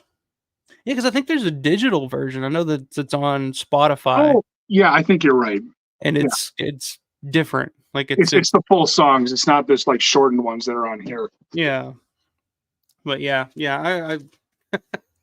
I would put this up there with the other three Oh, Goblins. Like absolutely. I don't. Well, and it was cool because you know Martin came out right when Argento was filming Suspiria, and I Mhm, think there was like you know when Romero met Argento, mhm. when Argento came to the U.S. the first time, Romero was already talking about doing a sequel to Night of the Living Dead, and at that time they might have already discussed like, oh, you're gonna have the Italian rights for Martin. And Argento's like, well, just okay, I'll just edit it, the movie, and throw some Goblin songs on there. So Really? I see. I had no idea. I've been curious about that. How that came about. I think pretty sure How that's how it kind of went down. Yeah, I figured it had something to do with. Like I didn't know if they just kind of threw it in with the Dawn deal, where they were like, okay, you can have the rights to do your own version of Dawn, and you can also do your own version of Martin, or how that came about, or well, I and had also no it was idea like because it's one of those things that like nobody really ever talks about is right, Vampire. at the time too. I believe Vampire came out after Dawn of the Dead in Italy, so it was all the timelines kind of like Smart. messed up there. Yeah. Well, I mean, the timeline in the actual movie of Vampire is pretty fucked up. Oh yeah, it's all over the place. It's Not all over Martin, the place. Vampire. Yeah, Yeah, it's all over the place. when you watch Martin and then you watch that, it's like, did a different director make this? Like, what is happening right now? Yeah, it's a trip. Because the first time I'd seen Vampire, I'd seen Martin like 100 times before that. So the first time I put it Yeah, on, and the beginning is completely different. yeah, I'm just like, exactly. okay, I better buckle up because I don't know what the hell this is gonna be. And they changed a lot of the dialogue and some of the characters' names, so that's pretty much a completely different movie than It is. Martin. Um, comments here. Since says Romero's opening, Dawn of the Dead Stinger is the best. Wonderful layers. Oh Totally yeah. agree. Totally agree. So happy when I got that Dawn of the Dead Library mix CD in the early 2000s. Yeah, I think we remember hearing Synth talk about that. Yeah, that was because like I said, a lot of that music was just I didn't know where that existed. So to have Yeah. all that on the CD for the first time was pretty amazing. Let me sort of hit these comments real fast. Goblin soundtracks for Tenebrae and Contamination Mm, were also yeah. great. Agree. Contamination's really, really good. Julio Claudio, Vega, that's a good one. yeah, you can't really go wrong with Goblin in No, general. you can't. There's nothing that you're just like, oh yeah, Goblin. Even their later stuff, like when they did the what's the soundtrack for that Argento film in the '90s, Sleepless. Sleepless, yeah. Even that was dun, dun, dun, Yeah. dun, dun, dun, dun, dun. And it was memorable because it had the original lineup. Yeah, yeah. It's really, really good. Suzanne Herr, what's up? Good to have you in here. Apparently, Goblin will be at Coachella. Is that for real? Yep. That's this Wow, November, I think. wow. I don't think I'll be able to go to Coachella, but that's pretty fucking awesome. Yeah. Let's see. Suzanne says, I wanted to see them live. They passed through the Halloween season, but it was a work night. Yeah, it was right around the Halloween season when I think they were going to be close to Indianapolis, I think. And it was like Can I around step like, out for a bit? Can I step out for 1 minute? yeah, go ahead, man. Okay, I'll be right back. Um, but yeah, it was like right around Halloween season, and it was like I said, it was like on like a Wednesday night. So here, I'll pop Paul off there, so he gets a little privacy. I guess he had to drain the snake. But so yeah, I've never been able to catch Goblin live. I've never been able to catch Claudio live. That's definitely on my bucket list of things to do for sure at some point. Mick Horror says I seen Goblin's second cousin Gnome live. I've never heard of Gnome. I'll have to ask Paul about that when he gets back. Gnome, that's awesome. Suzanne says love Contamination. Suspiria is my favorite. Okay, I have the soundtrack from a DVD set I purchased ages ago. Yeah, the Suspiria soundtrack. I mean, I have. Yeah, it's awesome. Like, you back? Yeah, I'm back. Okay. Yeah, we're talking about the Suspiria soundtrack. I have my sister bought for Christmas a couple of years ago. It's the Suspiria soundtrack, but it's called like the Prague version. Have you heard of that? It's like the Yeah, 45th. I came out, I think, last year or the year before. Yeah, with the new lineup. New. It's amazing. Oh, it's so good. It's really, really good. Because it like mirrors the old one like perfectly. And I don't know why they had to call it like the Prague rock version, because it's already like very, very Prague. Yeah, but it reminded me more. I guess I'll pull these out real quick. Not got a big pile of shit over here. But it reminded me a lot of the Demonia or however you pronounce it. Demonia, I think. Yeah. Where it was Goblin, but it felt more metaled up a little bit. Like it was prog, like, but it was a little harder metal aspect to it. Were you going to say something? I said it was a little bit harder edge. I think. Yeah. And this one came out not too long ago. Mm-hmm. I think these two are pretty much the same album. I believe they're actually exactly the same, because it's the same lineup on both of them. They just repackaged it and more elaborate packaging. Yeah. What are your thoughts on the like Demonia? I think the sound of it, I guess. I'm not a huge metal fan, but the way Claudio kept his legacy of Goblin going with different people, I mean, it works for him. It really does. And in recent years, his Claudio Simonetti's Goblin has gotten more back to that traditional progressive rock sound, not so much like extreme metal, So, but it works for him. It sucks that he can't get along with the other guys in Goblin. That ship has kind of sailed. Isn't that always the story, though? Oh, yeah, it is. And there has to be two different lineups, but that we get two Goblins, that's awesome. I'm starting to sweat over here. Yeah, I remember the first time hearing the Demonia. How do you pronounce it?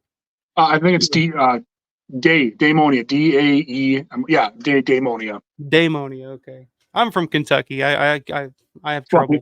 I'm from Milwaukee, so yeah. we ain't too fond of them words around here. Yeah, they're Italian now. What if pizza and meatballs? Yeah, I remember the first time I heard it was back in the days of like WinMX and LimeWire, and that's when I was just going through like downloading anything Goblin. And one I downloaded was like Goblin. I think it was Profondo Rosa, the main theme for that. And I downloaded, listened to it, and it was like this metal version. And I was like, the fuck is this? This is pretty cool. This is pretty cool. And then that's when I first discovered like, oh, it's a separate thing. It was it's like not actually Goblin. It's it's a completely different thing. But I always thought, I was like, oh, that's pretty sweet way to go about it there. Let me see. Well, and it was also Simonetti like kept introducing it to a modern a younger audience too, Yeah, that's true. Let's see, since I got the Goblin full lineup to sign my OP1 synth after the show in San Francisco in 2013. They broke up the following year to be two bands. Interesting. Yep. That's pretty sweet. That would be an awesome guest for Living Dead Weekend if they could get, because I know Claudio and I want to say Who else was there recently? But I remember seeing the video. I think Living Dead Museum posted a video of them walking with Claudio through the mall. It was maybe a Yeah. year or two ago. And he signed his name on the wall. Yeah. Yeah. Man, that's awesome. That would be And my why dream. not? That'd be one of my dream Living Dead weekend guests. Him and Dario. Bring them in. Are you kidding Because me? Like, anyway, yeah. yeah. I mean, And of course, if back in the day, if they could have gotten him, David MG. yeah. Yeah. Because his last one was I think his last convention was 2015. I think. Yeah. His last public appearance, I think. Yeah. Yeah, that sucks.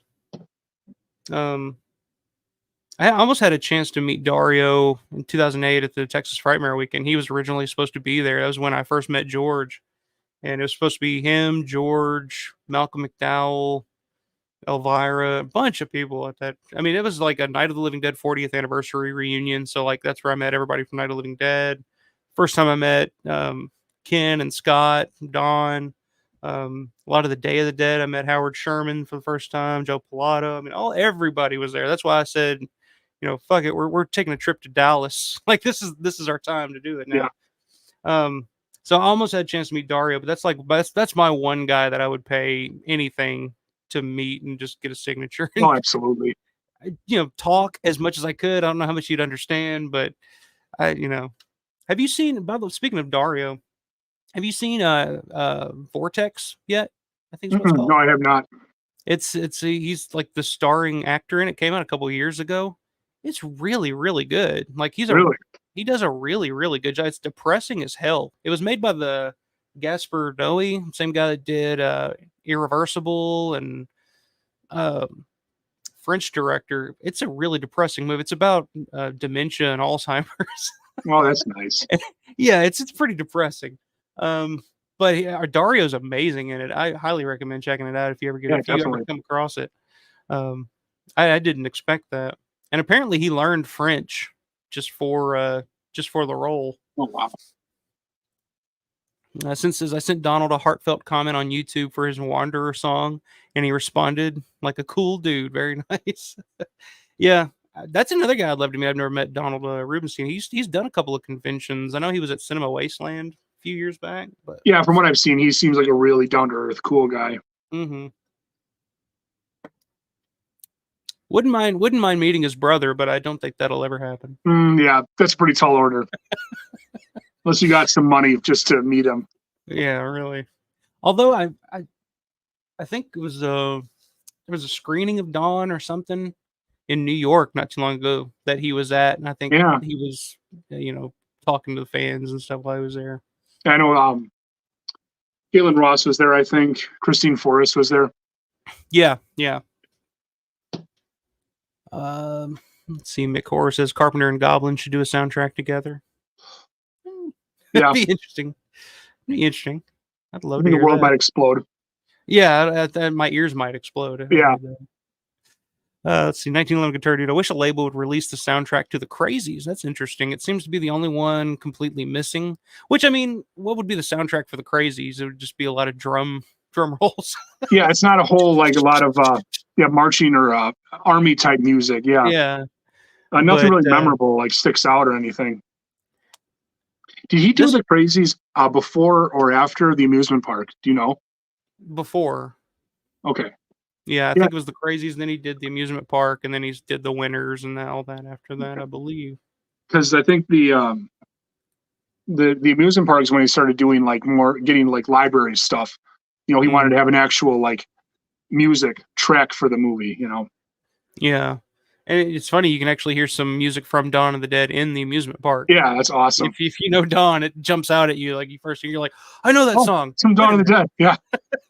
You're not like, oh, Dawn of the Dead. That's that song from the amusement park. No. But it's cool that 1911 Guitar Dude says all I have for it is the 45 single of Beverly Bremer's Heaven Help Us. I've been looking for that on eBay. They're out there, the 45, the song that they play at the end. It's the weirdest song to end the movie with, because you just see Lloyd Haller taking off all of his clothes and getting ready to, and it's just it ends and it's just Heaven Help Us. Very, very early kind of 70s. Yeah. Very, very weird choice. Oh, but yeah. I love the 45 though, because on the 45 it says, Beverly Brimmer's Heaven Help Us, and on the side it says from the motion picture Crazies. That's the only reason I wanted. I'm like, oh sweet, I'd like to have that.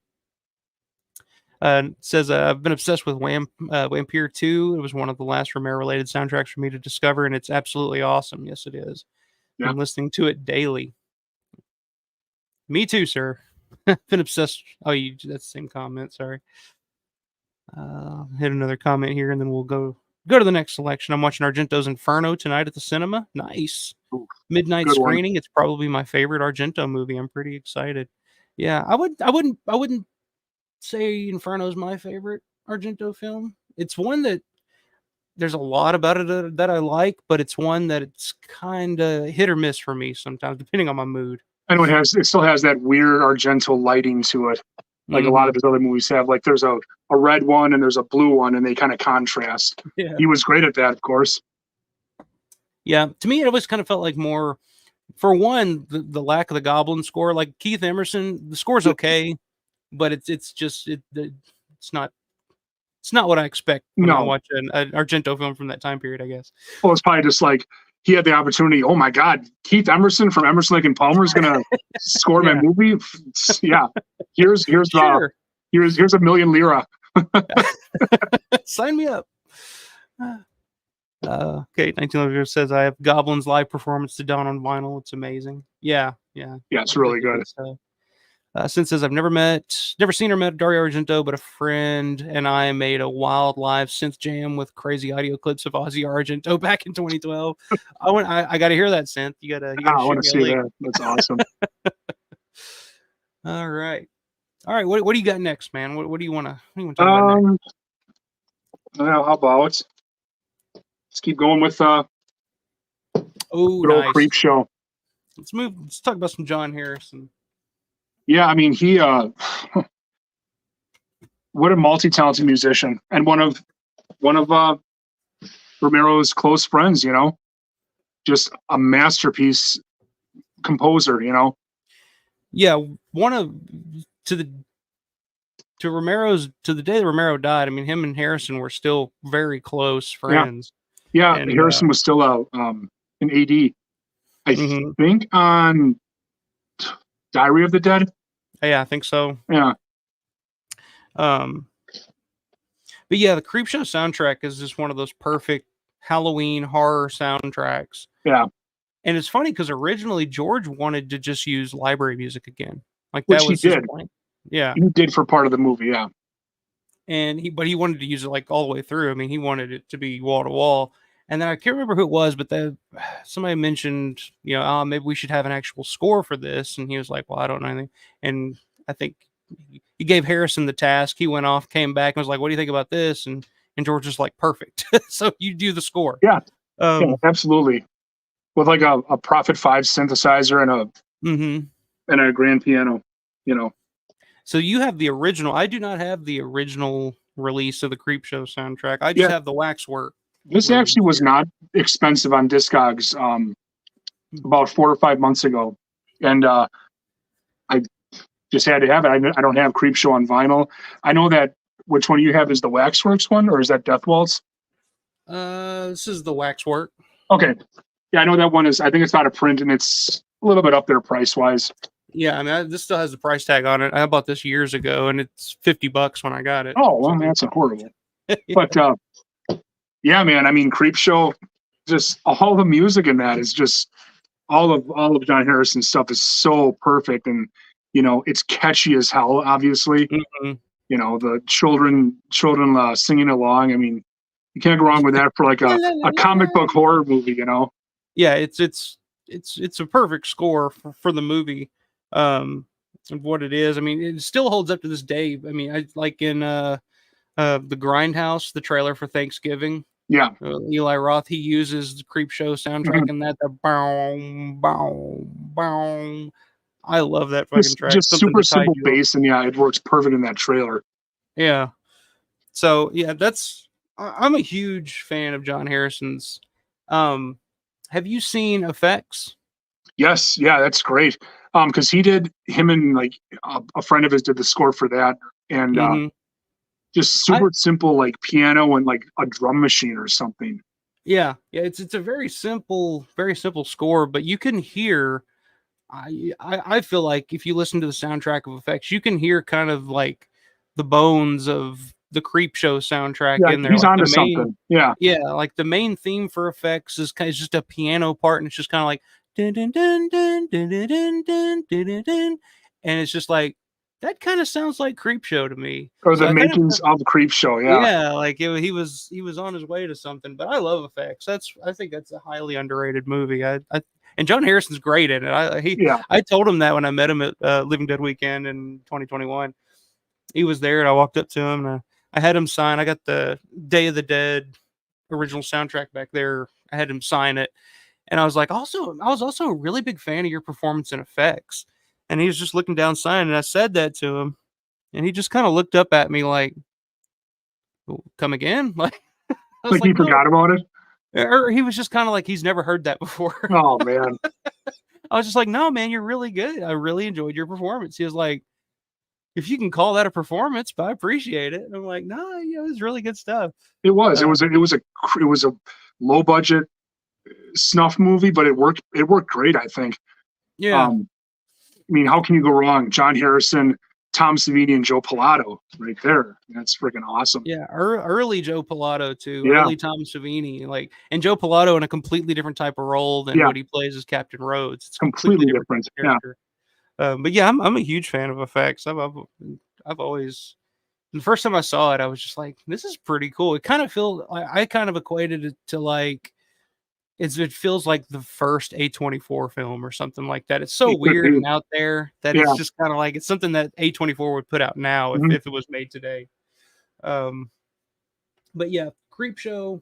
I mentioned it a second ago. The Day of the Dead original soundtrack. I have that one signed back there. Then I got the Waxwork release here. Yep. I've just got the standard, the original vinyl one. And I prefer that cover. Waxwork typically does really, really good work a lot of the times. Sometimes it's hit or miss. To me, I've never been a huge fan of this. Let me see if I Yeah, can get it in the cut here. it's very bland. It's not It's real eye catching. yeah, it looks more like something for the Mummy or something. You Yeah, know, it's like the soundtrack for the Mummy. they were under a deadline, and that's all they came up with. You know. Yeah, it's not the best artwork, but it's a pretty cool release. So, what are your thoughts on the Day? Because it's this is a soundtrack that's kind of a debate among some people because some people love it and some people just hate it. They're just like, I don't get that music at all. I love it. I think besides drums, I'm a huge synth nerd. I have a couple of analog synthesizers I like to mess around with and do some stuff with. And for me, Day of the Dead it has that perfect mid '80s synth soundtrack that well, it doesn't, let's say, it doesn't fit in as well as like, Escape from New York or Firestarter or maybe or Halloween 3. But John Harrison, again, he worked with what he had. He made at the time, a modern soundtrack, very '80s, and I think it works great. The kind of Jamaican themes he has going on in Day of the Dead, Yeah, very island. that's the major point of contention for people. I think is the Jamaican island sounding part of it because I think didn't he originally kind of write that with George's original script in mind because a lot of that did take place on an island. Yeah, he did. Yep, he wrote it with like a lot of his original ideas, and by the time he recorded it, well, it was already done. And Day of the Dead already does take place in kind of an island, tropical setting, down Yeah, south in Florida. But I mean, people who don't like it, I guess, it's a matter of yeah. opinion, I've always really. thought that was weird because I've always thought it was just I've always loved it. Especially because of course they used it in the Gorillas. Yep. Do do do do do Hello. do do. That's perfect. And that reminds me, I don't know if you've ever were you a fan of Homepage of the Dead back in the day? Oh God, yeah, that website was so awesome. The music on the homepage when it's like do do do do do do do do do do do Yeah, do do do do boom just reminded me like fits perfectly with the rest of the Day of the Dead soundtrack. So I was always hoping when Land of the Dead came out that they would use that music somehow. Oh, that incorporated somehow would have been Like that would have been awesome. the Totally. Yeah. score. But so yeah, I've always loved, like, even when I first saw Day of the Dead, I wasn't a huge fan of it. Because I was young and I was a huge Dawn fan. So when I saw, oh my God, there's another Day of the Dead, it's the next one. So, like most people, I guess back when the movie came out, they were expecting Dawn of the Dead Part 2. And that's what I was expecting. And that's not what I got. I Completely got different. Yeah. a angry stage play almost, like heavy dialogue, people, heavy Emotional conflict on. scenes. Yeah. Yeah, and of course it opens, you think like this is fucking epic. Like they're in the city and it's deserted and zombies everywhere, and you're like, this is gonna be awesome. And then it's like, nope, we're going underground and we're just gonna yell at each other for the And next that's the hour. whole movie. Yeah. And Yeah, as much profanity as we can possibly yeah, get out there. Oh my at God. every turn. So the Dude, first time I that saw it, I was just like, man, this is crazy. disappointing. But over the years, like the more and more I watched it, I was like, I love this. This is great. I love so much about this. But the one thing that I always enjoyed was the soundtrack, the music. Um, so when I first heard people talking about like, oh, I'm not a big fan of the Day of the Dead soundtrack, like I've heard that's the main point of contention I hear from a lot of people is like, oh, that soundtrack's so terrible. Um, I've never understood it. Like I get like maybe some of the island feel to it at times is a Yeah, little maybe, but for the most part, I mean, it's an amazing score. it is. And it fits the time period, 84, 85 just perfectly with the synthesizers and that Hmm. modern type of sound, that everyone wanted, I think. And of course, it had the little homage to the gonk when In there, yeah, of course. turns the light off, and he's like, "You just sit there and think about what you've done." And it's like, "Dur, dur, dur." So And it yeah, I love that. transitioned into his regular soundtrack, which was Hmm. perfect. Yeah. Yeah. Because even So at the time, I mean, they knew that song from Dawn of the Dead was so memorable and catchy. Like, we got to put something in there people will some little know and callback, yeah. recognize. So, But and this is so on the Day of the Dead soundtrack. There's the two songs at the end. Take me to the world inside your inside. eyes. Wait, Thoughts? What do you think about that? Because I remember like the score itself is great, yeah. but when it So, gets to those songs and in the end of the movie when that song's playing, it's just kind of like again, it's like a situation with the Crazies again, where it's just like heaven help. yeah, It's like it's almost like George just loved to throw in some weird song at pop the end of the song. movie. Yeah. Yeah, And it's like, okay, they composed it with John Harrison. He wrote part of it, I think. And it's like, we got to show that maybe they want to show that it's just a movie. So let's throw this I guess that makes so sense. this pop song, this 80s pop song in there. Holding you, because it's just music for the longest time going through the credits. It's just Yeah. kind of like do do do do do Dun, dun, do, dun, dun, and then dun, it dun. plays for a while, and then all of a sudden you hear the The scene, I'm like, oh, wait, holding there's words? you. Oh, You're that's just something like, really, I don't know about this, but, where did and this come it's not a from? bad song. It's not. No, It's just, I don't it's know. it's a weird fit. It's just Yeah, it you is. don't expect it. Whereas the gonk at the end of Dawn of the Dead is just like, is perfect. There's no Yeah, words. It's just you hear the moaning of the zombies in the background and the yeah. dinging of the clock. I'm like, okay, it's Fits the fucking aesthetic. over. Like that's it. It fits the aesthetic. Day of the Dead is like, oh wait, now is there gonna be a post credit scene with this music? Are we getting a blooper reel? No, I don't want to insult it too much, but I mean that's just No, yeah. it's. It might have been a cash grab too, trying to plug this band. I think they were a local Pittsburgh band too. Or I don't know if they were a local band, but I think the singer was local, if I'm not mistaken. I've heard something about that song before. I can't remember Yeah, if they it were says music performed by Modern Man and Sputzi Sputsy. Sparacino. Yeah, I haven't really I'm looked them familiar up with. and found out who they are, But I think they were local. and they happen to know John Harrison or something. Yeah, but yeah, I So always thought that was an interesting choice at the end of the movie. But But yeah, John Harrison as a whole. I mean, my buddy Grande does a channel here on called Grande's Graveyard on YouTube. He's the big John Harrison guy. Like loved his work in like the Tales from the Dark Side series. Just loves John Harrison. And he often asks like why didn't John Harrison get a chance to do more? Because I think Tales from the Dark Side, the movie, that's one of my all-time favorite movies. That's the horror movie that got me into movies. That's probably the first horror movie I ever saw as like a 3 or 4 year old. Believe it or it's not. kind of terrifying too, I think. Yeah, it's a great movie. I don't know why he didn't get to do more in direct. I know he did a lot of TV. Yeah, he Like just kind of dropped off like mainstream radar too. Yeah. But as a composer and just a musician in general, man, the guy was awesome. Well, he was a bass player for Bo Skaggs, was it? No, Roy Buchanan. Roy Buchanan. And there's Roy Buchanan did a show in '77 on Austin City Limits, and John Harrison is playing bass with him. Oh, really? I gotta look that up. It's awesome, and it's just the band, and holy shit, it's the Screwdriver Zombie from Dawn of the Dead because he's got the mustache and everything. Huh? It's funny because like he's a great guitarist too. Huh? No idea. So you got an hour and a half or an hour to kill. It's definitely worth the watch because it's really good.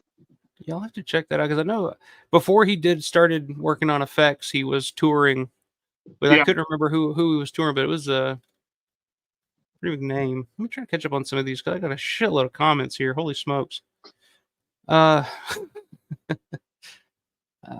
think this is where I left off. Synth Creepshow is cool in every way. Great score. Absolutely. That's a perfect. It's cool. It's a very cool movie. Suzanne says glad they scored it. Another favorite. I think she was talking about. I don't remember what we were talking about. What were we talking about, Suzanne? This is a comment from quite a while ago. Yeah, that's right. They used some of it in Grindhouse for the Thanksgiving mock trailer. Claudio Franco says Harrison nailed the role of the director in the movie. He really did. I mean, I think he's great in effects. He was ultra creepy, just perfect. Very, creepy. Perfect word for it. Since says effect score is great too. Also had a weird analog drum synth trigger part in the Pilato chasing. Yeah, that's true. Simple but effective. Boom, boom. Since I got the Day of the Dead score through Fangoria before the movie actually came out. Oh, that's awesome. That's awesome. Susan saying, just so jealous. They have a semi-Rasta character. Yeah, that's true. I mean, I guess that you can have a little island flavor to your music if you got. He was a featured character and one of the big heroes, so they kind of like, let's bring him to the forefront, you know. And they end up on an island, so yeah, it makes sense. It makes sense. See, Suzanne says the tropical tone to Day of the Dead had to grow on me. Okay, there's a lot of people. Yeah. Also says loved Homepage of the Dead. I got suspended from school for Homepage of the Dead in high school, so that's all I did. I'd be in class, I'd just be on the forums on Homepage of the Dead, and they finally caught me, and they were like, called me into the office, like, Michael, what is Homepage of the Dead? Oh my god! I was just like, how do I even explain this? It's about movies. The best website ever. Yeah, yeah. And they were just like, I don't know. I think you're looking up ways to kill people, so we're going to suspend you for 2 weeks. Oh, jeez. Like, no. These sensitive times. Oh, yeah. And this was, not long. Well, I mean, it was a few years, but they were still very uptight because it was like Columbine had happened and anything that they could call a trigger warning or whatever. Yeah. I don't know. Yeah. 1911 Guitar Dude says, I recall an interview or commentary where George mentions loving the Day of the Dead soundtrack. Yeah, he did. That's George's favorite of his zombie films is Day of the Dead, and would listen to it all the time when driving in his van. Love the soundtrack too. It's up there for me. Suzanne says they had a tribute to Romero when the kids went to see opening of Day. Then the chill part of soundtrack as Robin and Steve were talking. I'm a little confused on that comment. It says Day was produced with a Fairlight, the quintessential 80s production machine and sampler used by Gabriel Sakamoto, Jan Hammer, Art of Noise, etc. Yeah, it had like a computer screen and then a keyboard with it. Very, very cutting edge for the time. Nice. See, okay, Suzanne says the pop song wasn't so bad. Yeah. It works.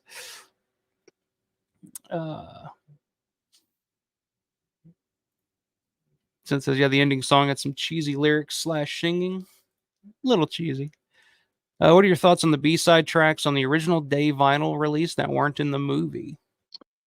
The Dead Suite, that's 19 minutes long. Yeah. Yeah, I mean, it's just a big, one long track of, let's just put them all together instead of have one, a bunch of separate tracks. We'll just do one at 19 minutes and 23 seconds. And, whatever. It's good to just kill some time.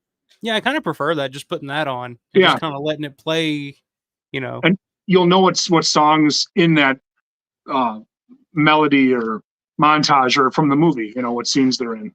So it's a good way to do it. James Lundy. Yes, it was a local Pittsburgh band. I was a background zombie in Day of the Dead, I'm assuming. James Lundy. Very cool. Good to have you in here, man. Awesome, man. That's cool. Suzanne asking if it was Dawn or Day. I'm guessing it was Day because he's talking about Day. We're talking about Day of the Dead soundtrack. Good to have you in here. Let's see. 1911 Guitar Dude says, I wish it could have been to the Living Dead weekend, or I wish it could have been a Living Dead weekend where the Day soundtrack singers were supposed to be there. Yeah, I remember hearing something about that at some point. Yeah, they had them all booked and everything, and COVID happened. They had to cancel the convention, and they never got them back. Oh, yeah, that sucks because the convention that they had to cancel due to COVID was the 1985 Day of the Dead and Return of the Living Dead, which is the one that they eventually had in 2021, which is the one that we were at. That would have been pretty cool. Yeah. It's in reference to Stranger Things. Oh, okay. So you're talking about your comment earlier. Oh, yeah. They Stranger Things, the Day of the Dead. They used the Day of the Dead cue in that. And soundtrack in season 3. I think when Robin, they're tied to a chair, and I don't want to give too much away. If anyone hasn't seen it, I'm sorry, but they're tied to a chair, and I think Robin kind of comes out to Steve because Steve kind of had a crush on her. Yeah, I remember that. I've seen all those seasons. I think the last season I didn't get through, but you didn't. Episodes they're like 2-hour episodes. It's kind of you gotta like really sit through it because there's so many subplots. Yeah, I just got to a point where it was just like these kids are adults now. Yeah, well, what more can they do? They're not kids anymore, It's kind of maybe time to wrap it up. James Lundy says John Harrison played locally with a band named Modern Man. Okay, so that's the band that's credited on the back of the album. Okay, cool. Good to have you in here, man.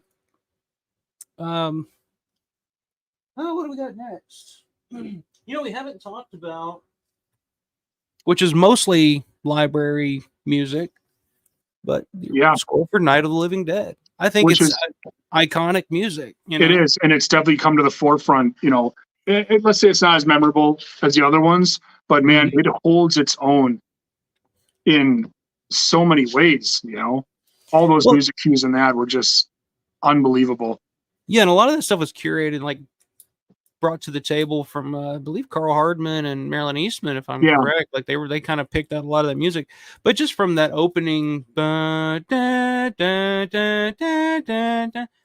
it's unmistakable now. You can hear it, like you hear that music because everybody knows Night of the Living Dead is in public domain, so it's been used as like in the background of other movies and stuff forever, and you just hear that music and you automatically know like, oh, that's Night of the Living Dead. Yeah. But yeah, I'm a huge fan of a lot of this music. The opening music, of course, but probably my favorite bit of music from Night of the Living Dead is when they're eating, and it's just that boom, boom, boom, boom. It's very simple but very effective. Yeah, very simple but very effective. I'm a huge fan of simple but effective. Mm-hmm. Like we talked about a minute ago, the Something to Tide You Over from the Creepshow soundtrack. Just the boom, boom, simple but so effective. I fucking love it. And yeah, that scene where they're eating at Night of the Living Dead, and it's just that like drum part. I mean, it makes it that much more just bleak You know, Yeah. there's nothing else to carry this. It's nothing good is going to ever happen again. You know. Yeah, It's scary as fuck. It makes it just that much more scary. And it's crazy to think that it's all just library music, library tracks. Like it wasn't composed for the movie. It just fits so well. I don't own the original release of it. I only have the Waxworks release. I have yet to pick that up. I've been meaning to. And we talked about the artwork for the Day of the Dead Waxwork. How I wasn't a big fan of that one. How it's sometimes hit or miss. This is a hit for me. Oh, that one, yeah. Artwork wise, and that's the same one they used on the Criterion Blu-ray, which is freaking awesome. Yeah, I just love this artwork, and because I forget what I paid for, but I bought it like an FYE or something like that. But just for the artwork alone, I had to have it. But yeah, I wouldn't mind having the original release at some point, but those go for a pretty penny these days, so it's kind of hard to find. I don't know what else you got, man. Well, just something I wanted to show off, a couple of things, but this is the first Goblin CD I ever got. Nice. Fall of 2003 from Camelot Music. There was a chain, if you remember that place at all. But I vaguely, yeah. We had a couple of them here in Milwaukee, and I knew I had to, have something from Dawn of the Dead, and I ordered this. I think it was like $26, and it had like 3 songs from Dawn of the Dead, and of course, it hooked me instantly. And I wanted to hear the whole soundtrack, but I couldn't get it. I finally got this, a couple years later.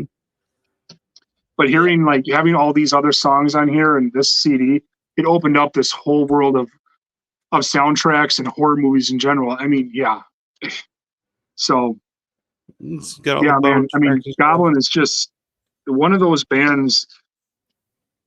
For me, once they hook you and it's that sound, man, you got to know more. Like, what else have they done? And what they're just perfect. It's like the perfect completely band. Different than anything else, and it. Like if you're watching a movie and you don't know that Goblin did the score, you pick up on it pretty fast. Just watching the movie.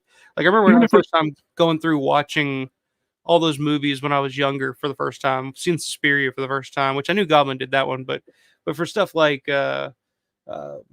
Tenebrae or something, like first time seeing that, it's just like, oh, this sounds, it sounds like Goblin music, or so it's definitely unique, one of a kind type of band, especially for score. And I think that's the interesting part about Dawn of the Dead. The score for a US movie to use Goblin music, I felt like was just a really bold move. Yeah, no one else is doing stuff like that. Like a rock band doing a horror movie soundtrack. Yeah. In general was just unheard of at the time, Yeah, and it really stood out, like going back and watching it in the theaters here recently. And of course I'm watching it and part of the charm, I love going to the theater to watch. I've seen it now 3 times actually. But part of my favorite part about going to see it in the theater is watching it with other people and trying to pick out like, oh, they haven't seen this. I'm going to watch them. Right? What's their reaction going to be like? Yeah, that's awesome too. And so like my senses are kind of on a different wavelength at that point. So instead of like, I feel like I'm watching the movie as this person to see like, oh, or how are they react? It's weird. Exactly. How are they going to respond to this old dated horror movie? But most people. And one of the things that stands out is the Goblin soundtrack. Some of the music, it's from another planet. Yeah. Most people are not used to this type of music. It's from a completely like, this is not your normal horror music. It's something completely different. So it really stands out in that aspect, I guess. Yeah, and it helps just the adventure aspect of Dawn of the Dead. It's not as dark as Day of the Dead. It's it's not as bleak, let's say, as Night of the Living Dead. It's the middle. It's the porridge that Goldilocks chose. Right. Yeah. So that's a perfect way to describe it. I wanted to bring up this one. I don't know if you've listened to it. Speaking of Dawn of the Dead, have you listened to Dawn Imagined? Yes, I have. What are your thoughts? I don't want to say anything negative about it. Speak your mind. You can do it. Because if you won't, I will. Okay. I enjoyed parts of it, not the whole thing.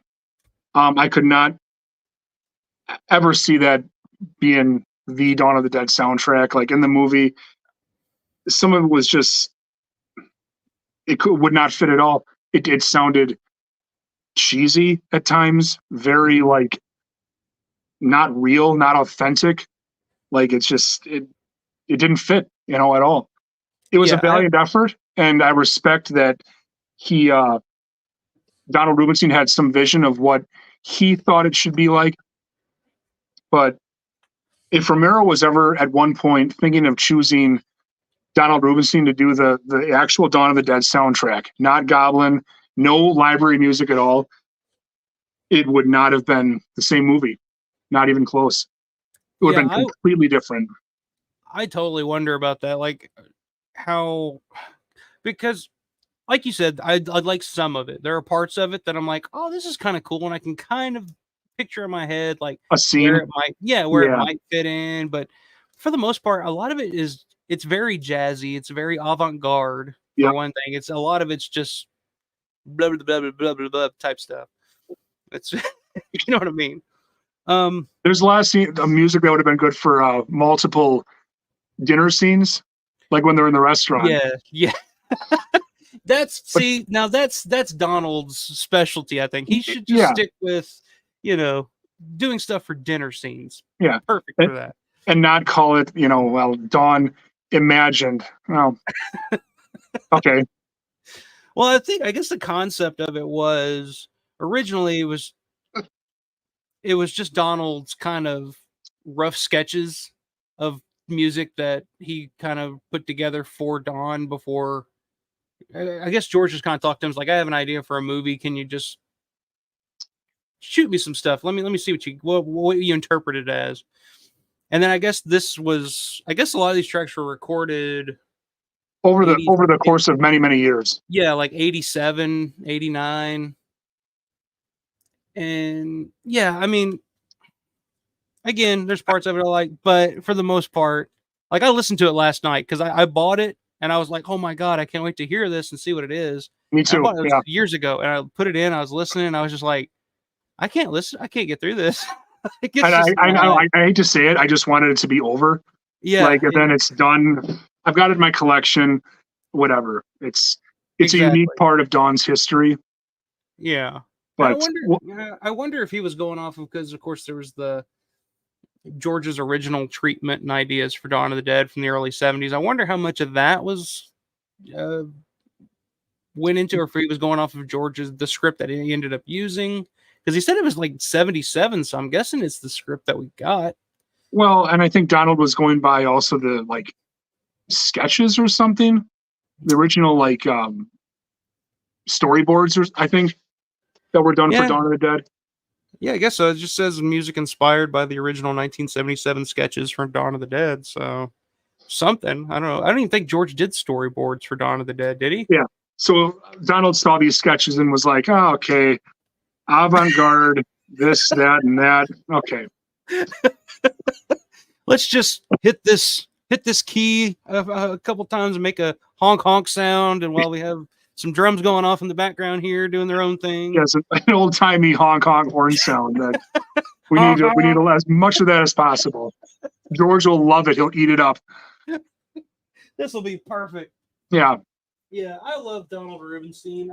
I'm a huge fan of Martin, Knight Riders. I even love his score for Bruiser. I thought he did a great job for Bruiser. I thought that was perfect. But yeah, that didn't work. That being said, too, that's part of George keeping like that family, that Pittsburgh family, or his filming family together after all those years, which is just awesome. You work with these people for so long. Let's get him to do other stuff, like Pat Buba. He edited Monkey Shines, which was awesome. He went on to have a huge career, didn't he? Yeah. Oh my God. He did fucking Heat. Yeah. Fuck, man, that's awesome. When I see Heat, I'm like, dude, the guy who edited this is one of bikers in Dawn of the Dead. Do you know that? Yeah. It's freaking awesome. Yeah. I mean, Nick Mastandrea is another guy that went on to have a huge career. He was like Wes Craven's right-hand man for many, many years through all those big movies. One But yeah, that's one of the big reasons why I love Bruiser so much. Is I don't know Not as your much as thoughts Matt on. Blasey. Let's just say that. That's true too. It's funny when you say that. The first time that I actually met Matt in person and talked to him, he was at the Garf table, and that's the first time I met Suzanne. I talked to Suzanne, and sweetest woman. Oh yeah, And I told Matt, I yeah, was she's like, awesome. do you remember me from back in the day on AOL? And he was like, oh my God, I do. Because I remember my username back then was Peter DOTD. So it's pretty Nice. easy to remember. And I was like, I got a copy of Bruiser back at the hotel. Will you sign it if I bring it to you? And he was like, I guess. I was like, well, you're the only guy that I know champions that movie more than anybody else. So He he needs does. to, he Yeah. needs to do a making a Bruiser book, kind of like he did the Blair Oh Witch. yeah, that That's would got be to be his next thing. amazing. Yeah. That's got to be his next one. Well, I had Matt sign my a DVD copy of Land of the Dead. Oh So yeah. Well, hell, he's on the commentary with Felsher and a yeah, couple other guys on the Blu-ray, I believe, of Land of the Dead, the Scream Factory one, I yeah, think. which is awesome. Yeah. Yeah, that's a great commentary. Which it's kind of sad because I think they recorded that like a day or two after George's funeral, so you can kind of hear it Yeah. in their voices too. So it is kind of a sad commentary at the same time, but it is fun listening to. I like listening to commentaries like that, you know. Anyway, what else you got, man? I got some weird stuff here. Or if you got Um, anything else collectible wise, I'd be interested in seeing it. let's see. I'll get that giant box that I was telling you about. Okay.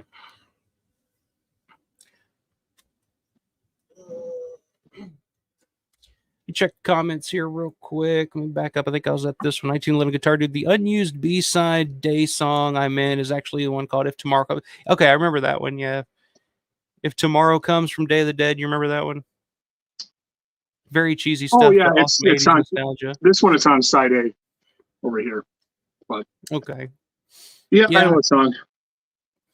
Let's see. Suzanne says the Weird. droning music in Night of the Living Dead during the eating scene was so creepy. Agree. Love it. Yeah, it was just ultra bleak. Yeah. Yeah, just boom, boom. Synthetic says several tracks from Night were in the old Teenagers from Outer Space movie, 1959. Cool. I did not know that. Saw it on MST3K. Some of those weird electronic sounds in Night of the Living Dead were made by. Oh yeah, that's true. Like when the Marilyn Eastman's getting stabbed with the trowel, and you get Oh, the yeah, fucking yeah. awesome, man. Soundtrack Night of the Living Dead remake is really good too. That's one I forgot to pull out here. I actually have the Oh, awesome. Night 90 soundtrack too on vinyl. And this was composed by Paul McCullough, which is Okay. he guy who worked was part of Latent Image, and he wrote the original screenplay for The Crazies, The Mad People, and then he worked with John Russo and those guys all throughout the years for all those movies, the the Russo movies, Yeah, Midnight and stuff like that. the booby He was hat. always Yeah, around. Yeah. What get your quick thoughts on what do you think of the Night 90 score? it wasn't bad. It was just again all about the times. I think we're doing Night of the Living Dead 90. Let's make it for a modern audience. Yeah.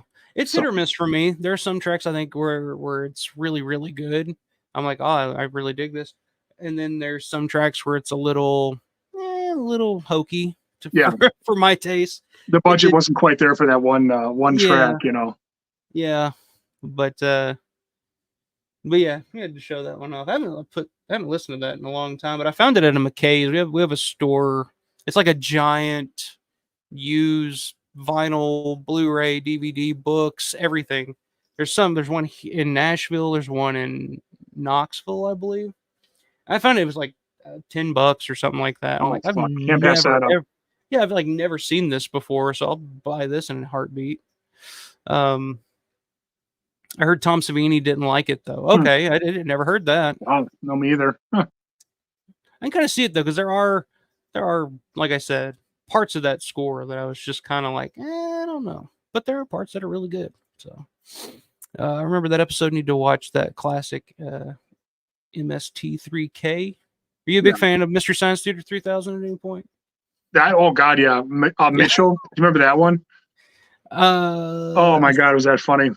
I think so. There was a period there, probably a 6-month period, because they were all on YouTube at one point, and I would that's all I would ever watch. This was years ago. I can't remember which the ones were.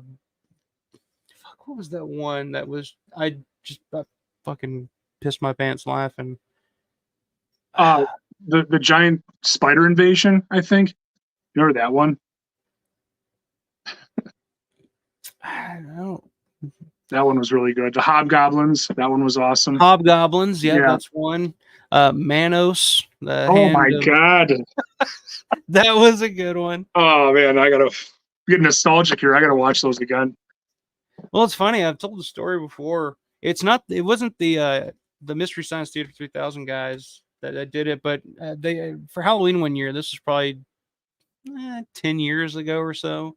At the local theater, they had Night of the Living Dead Fright-Rags screening, which Fright-Rags is basically Mystery Science. They watch, they show the movie, and then there's like comedians that, make jokes and whatnot over the movie while it's going on. And, the theater was pretty full, and you could tell a lot of the people that were there were just there to kind of watch a cheesy old horror movie and laugh at it, But that fucking movie still works, because I was sitting there watching it, I'm just like, yeah, it's funny, I guess, but it's just cool to see Night of the Living Dead on the big screen. Yeah.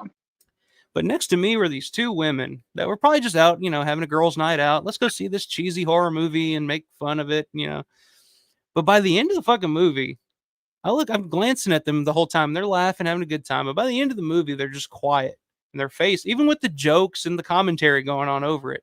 They've been sucked into this movie to the point where when spoiler alert, when they shoot Ben at the end, the girl sitting closest to me goes, "Oh my God." And I look over and she's just got her hand over her mouth. I'm like, wow, it's still that effective, I guess. That's awesome. Yeah, wow. That was awesome to see. So that was the one biggest takeaway I took away from that. I don't remember a joke or anything. I just remember when Ben gets shot, this girl just, oh my God. Just like, what the fuck is going on? Why is this is supposed to be corny, not depressing? Yeah, and then just instantly depressing, yep. Now how do you feel, right? Let me see here. I'm trying to catch up with these comments real quick. Susan, I wonder if they would ever consider having Goblin make up a score for Night of the Living Dead. Interesting. And re-release it as a special edition of the film. Well, they can't do any worse than that. What was it? The 30th anniversary that Russo and Striner did with that new score. Oh my God. Yeah. No. Goblin would be a nice saving grace in that sense. Yeah. Yeah. Here's one we haven't talked about. Hell of the Living Dead. Ooh. Complete ripoff of Dawn of the Dead. He just used the Dawn of the Dead score all the way through that movie. Yeah, I'm a big fan of the cheesy Italian movies like that. Hell of the Living Dead is it's one, just get some buddies together, some high lifes and a pizza, and just have a good time. I'm glad to hear you say I love that movie. Yeah, I think it's fantastic. It's so bad. It's so good. The stock footage, just what the fuck are they thinking? And yeah, direct Dawn of the Dead ripoff, in the truest form. And the scene where they're shooting the kid. Oh yeah, Jesus! And he got fucking pulls out the gun. And like, pow! Shoots the kid once. Pow! Shoots the kid again. Pow! Just keeps shooting them over and over. And finally, the guy's just like, move! And he takes his fucking M16 or whatever it is and just blasts this kid for the next 15 seconds. Yeah. Just kid got annihilated. What the fuck? Only in Italy. Yep. Yeah, never ending. Just let's shoot this kid for the next 5 minutes. Yeah. How about that? You had sent saying Paul McCullough did the soundtrack for Night 90 as well as many Russo movies, music also. Yeah, he did a lot of stuff. Paul McCullough. He worked. Like I said, I guess he started on Night of the Living Dead with the guys and worked for years and years after that with them. 1911 Guitar Dude. I'd love it if Goblin would make a score for Night 90. Yeah, I would love it if Goblin would do a fucking score for Toy Story. I'd be fine with Oh my God, yeah, that'd be awesome. Even just reusing some of the old Goblin stuff in Toy Story, would be fucking awesome. Yeah, No, sign me up sorry, for that. Randy Newman, but it'd be better. Randy Newman featuring Goblin, or Dario Argento featuring the Goblins. What's Yep, the the story with that? Goblins. What do you know anything about that? Like, I've never looked too much into it. I just thought maybe it was just kind of a. But like, why was it credited as Dario Argento and the Goblins? I think that was just like a typo in all the different like That's what I was considering. Suspiria was like the Goblin or Goblins plural. Mm. Dawn of the Dead was obviously music by the Goblins. The Italian cut just said Goblin, so it had to have been like a miscommunication down the line, you know. But look at their albums. I mean, it just says Goblin. You know, there's no the in front of it, or it's not plural. Yeah, we get there's more than one of them, but you know, it's like they were forced to be one of those like early 2000s punk bands that were during that time period where all we had were the Vines, the Hives, the Strokes, the White Stripes, the something. Or back in the 60s, the Animals, the Zombies. Yeah, exactly. You know, the British Invasion. The Rolling Stones, the Beatles, yeah. So you can't just be Goblin. You got to be the Goblins. Yeah. It's just not going to work. No. We need Dawn of the Dead, the musical. Yes, very badly. I'd be down for that. I'd buy that for $1. Yeah. I'll buy that for $1. Imagine the AI version of Dawn music reimagined. See, I've thought about that, like for the channel at some point, like trying to take something from Dawn of the Dead and editing that Donald Rubinstein score into it to kind of see maybe, like I'd probably have to use the Dario, the Argento cut, because a lot of that, there's a lot of dead air in that version, whereas George, there's pretty much sound wall to wall of some type. But I figure I would try to do that and maybe add the Rubinstein score just for the shits and giggles, just to see, you know, because who the hell knows? Tony Booba. I'm a huge Tony Booba fan, by the way. Yeah, he's awesome. That Lightning Over Braddock was friggin' awesome. I any chance I get to promote that movie on this channel on any live stream, I do. I'm such a huge fan of that documentary and all of those little documentaries that he did on Braddock and stuff back in the day. Sweet Sal and yeah, he was just a working man, just always out filming something, you know, to make a documentary about, and anything like local too, like telling a story about Braddock and, you know, that part of Pittsburgh. He still lives in Braddock, as far as I know. He's a huge Tony Booba fan. I missed him at last year's Living Dead weekend too. Yeah, I think he was only there for one day. Friday, yeah. I saw him and I was just like, I'll get him tomorrow. And then Saturday rolled around and I was just like, where's Tony? And couldn't find him anywhere. And they were like, I don't know. Let's see, Synthetic says, James Lundy, there was an obscure Dawn of the Dead musical back in the 80s. Forgot the details except the chorus. We are the dawn of the night of the living dead guys. Oh, have you heard of that? I saw a clip or something from that. Like I've never heard of that.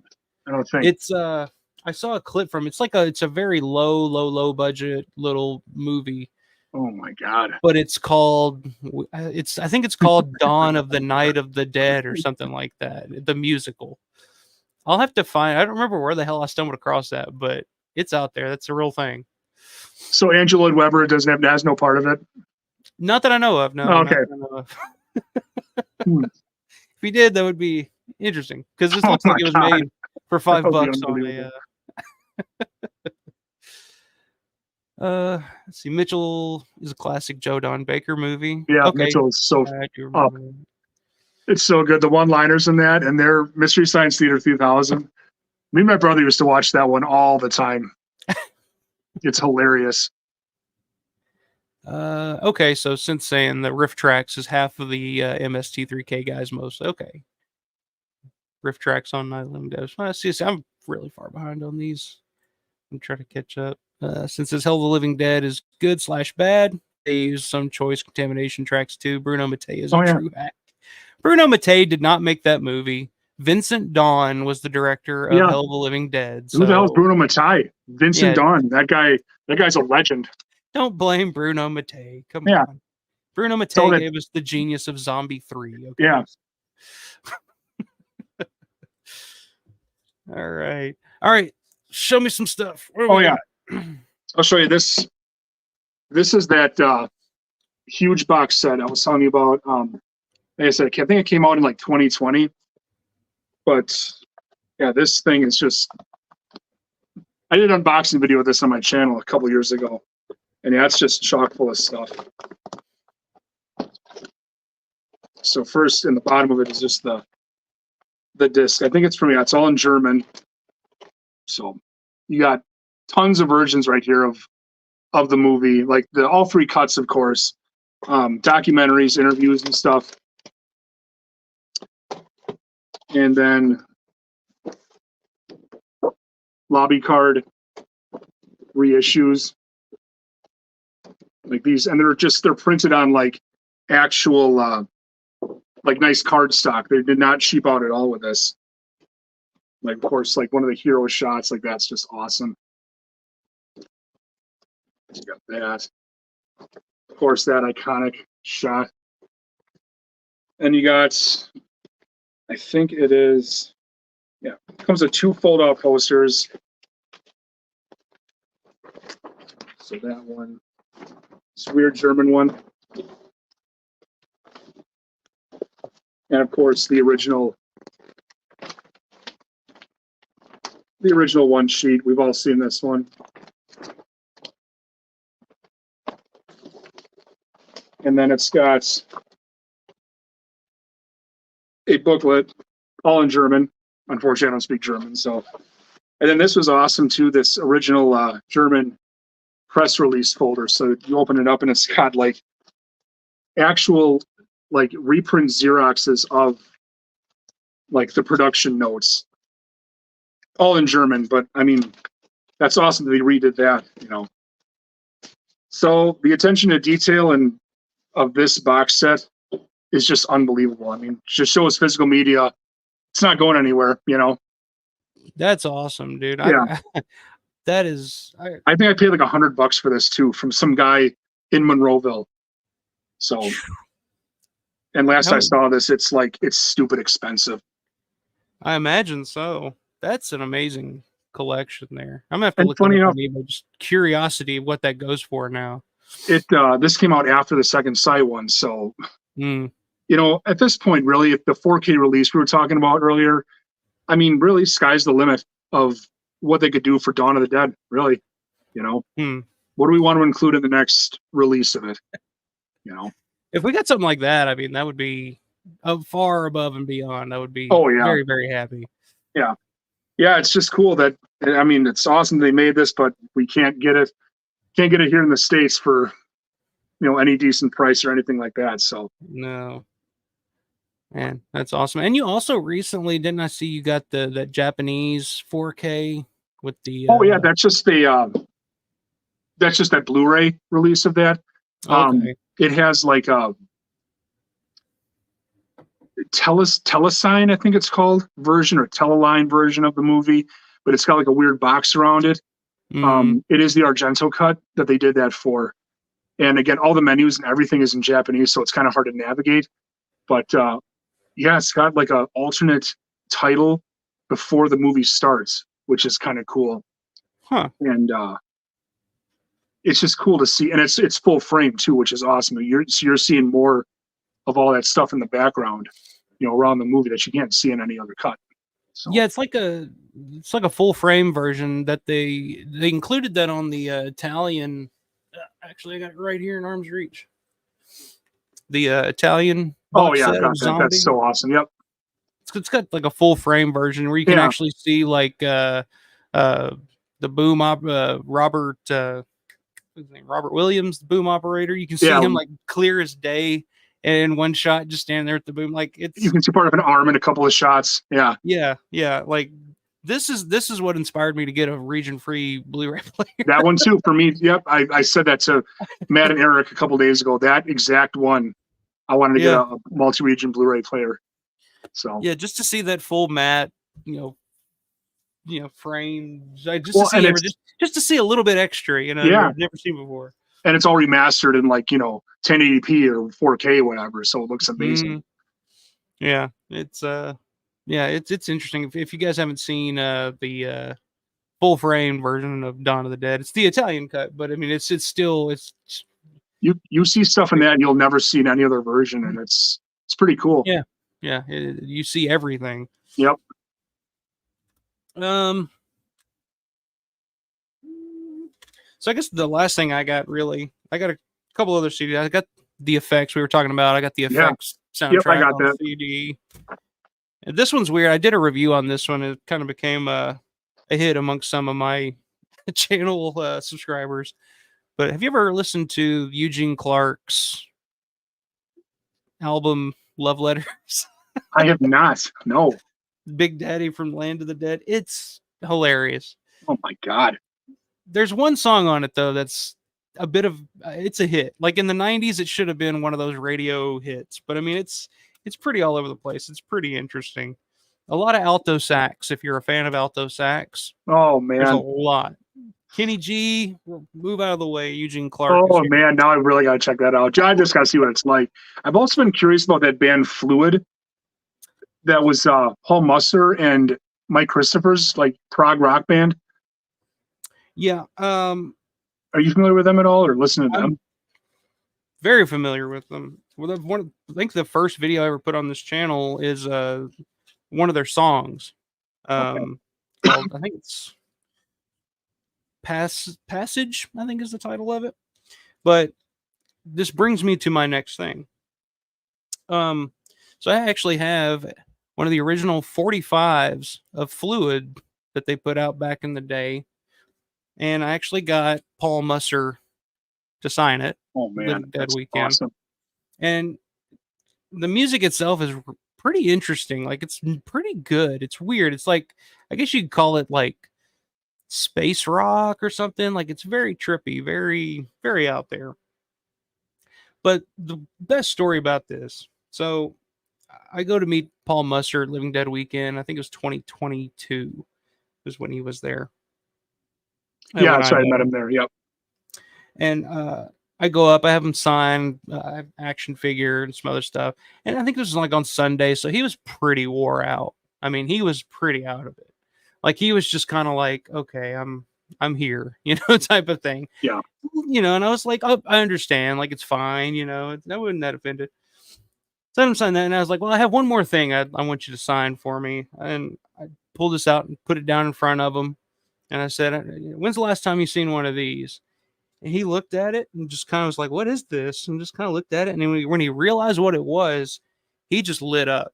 Like he was like, oh my God, I haven't seen one of these in years. Where did you get this? And just started, he opened up. He was just like, oh my God, I'm not, where is this? Like he was so excited to finally, he's like signed it. And he's like, I'm going to sign it. And underneath, I'm going to put Sax Man. Is that okay? Because he played the sax. I was like, that's perfect. That's awesome. And he was just so blown away that anybody had this. And he probably forgot they even made it back in the day because there's not a lot out there. But I found it on Discogs at one point. And when I bought it, the guy that I bought it from actually messaged me and said, you have good taste in music, sir. I'm like, thanks. Oh, nice. So, yeah, it's just one of my all-time favorite memories of meeting celebrities at these conventions is that he was just tired. You could tell like he just weekend signing. And then to see, this again, he was just like, wow, it just brought him back to life. So, but yeah, check it out if you ever, I know I've seen, Alex, I'm talking about Sonic Al. Yeah. He used to be on the forums back in the day. He's, I know he's posted I think on his channel, he's posted a number of Fluid songs. It's pretty interesting stuff. I recommend checking it out. But yeah, it's one of my favorite things just for that story alone with Paul Musser. Yeah, that's awesome. But yeah, check that out and check out the Eugene Clark as well. I'll definitely bookmark that for sure. Keep the love flame burning. But yeah, awesome, man. That's about all I got, man. You got anything else you wanna bring up? And no, not at the moment. This was awesome. This is a really good time. I love this. This was great. I'll have to have you on again, man. We'll for sure. I'm more than happy to take part in another one of these. This is great. Show off some of my collection if you want, or I got shit talking Romero. I'm always down to show off, to do some show and tell because I got a lot to show. Man, for sure. And seeing your video, you going through your collection of stuff too. There, you got a lot of stuff, just a lot of random stuff that real Dawn fans are really gonna be And super stoked about. I mean, that video was almost 3 years ago. I've gotten a lot more since then. So I'm overdue for a new video. A lot of it's packed away right now, but yeah, man, for sure. I can get out some of my more prized possessions and show them off and explain history about it, how it relates to the movie. Because it's just Dawn of the Dead. It's just it captures me, and it's that movie that just it's become an obsession over the years. You know, Yeah, it really same has. here. Same Nothing here. has I mean, affected me more than Dawn of as the you can Dead. see, you know. Yeah, Yeah, no, it's hard to explain why. Like, something about it just grabbed me. Like, as a young, it was just something so different. So it's like something from another planet, but it felt so familiar at the same time.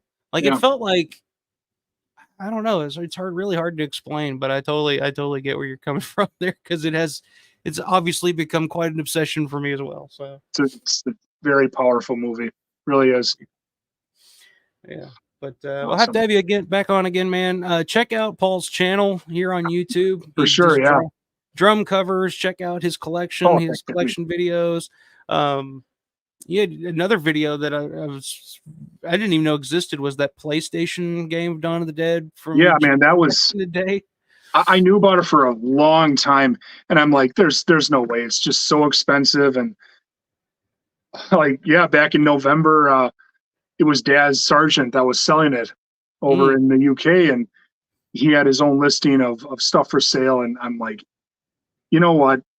The money is my money's just right now. I'm just gonna go for it. And it was like 3 in the morning too. I was at work, and I had nothing to do, and I'm like, message him, do it. You're gonna get it. It's fine. Like, so it was pretty cool. I bought it for what he was asking for it.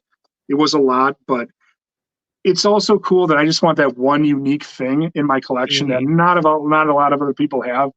And I hmm have a Japanese PlayStation console, and I was able to try it out. And I watched the whole thing. It's the complete, or not the complete cut, the extended cut, and it's spread hmm out over 4 discs. Huh. So once you get to And a it's certain part, you have to swap discs each time. yeah, and it's basically isn't it like wasn't it intended to like teach Japanese Or people English, English or yeah, something like that? it is, yeah, because It's the whole so movie's in weird. English, but you can have Japanese subtitles or English subtitles, and yeah, the translations for some of the scenes are. How did you come up with that? It's pretty weird. Yeah, I'm so curious about that ever since seeing that because I had no idea that even existed, and you until I saw your Yeah, it's video. awesome. So yeah, check out his video. Link down in the description below. Give him a subscription. I guess is what you call it. Subscribe to his channel. Give him something. Damn it. Um, but as you can see, Paul's really cool dude. We'll have him back on the channel again. We're gonna see more of his collection and then talk some more Dawn at some point. That sounds good to you, man. Awesome. Thanks, Michael. I appreciate it, man. This is a good time. Yeah, man. Appreciate you coming on. Yep. Have a good night. See you, man.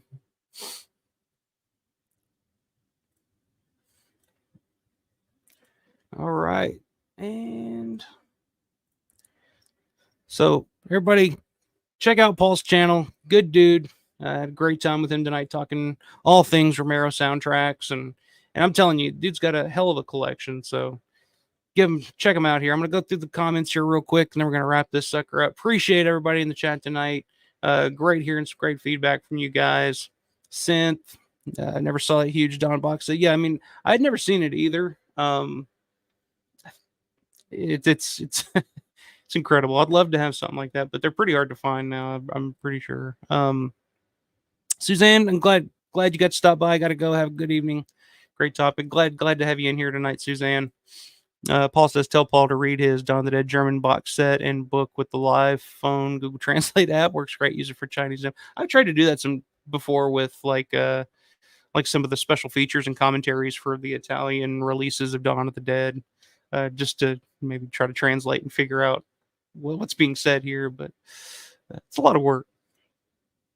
Well, that's like when Philip Michael Thomas from Nine and Don Johnson made some albums.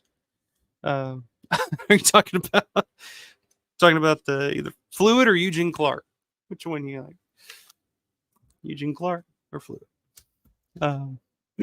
But yeah, we'll wrap it up. Glad Paul got stubbed in. It's been a fun show, fun show. Appreciate everybody in the chat. Like I said, tonight is the last night. If you haven't signed up, if you haven't entered your bracket yet and submitted it, it's the last chance.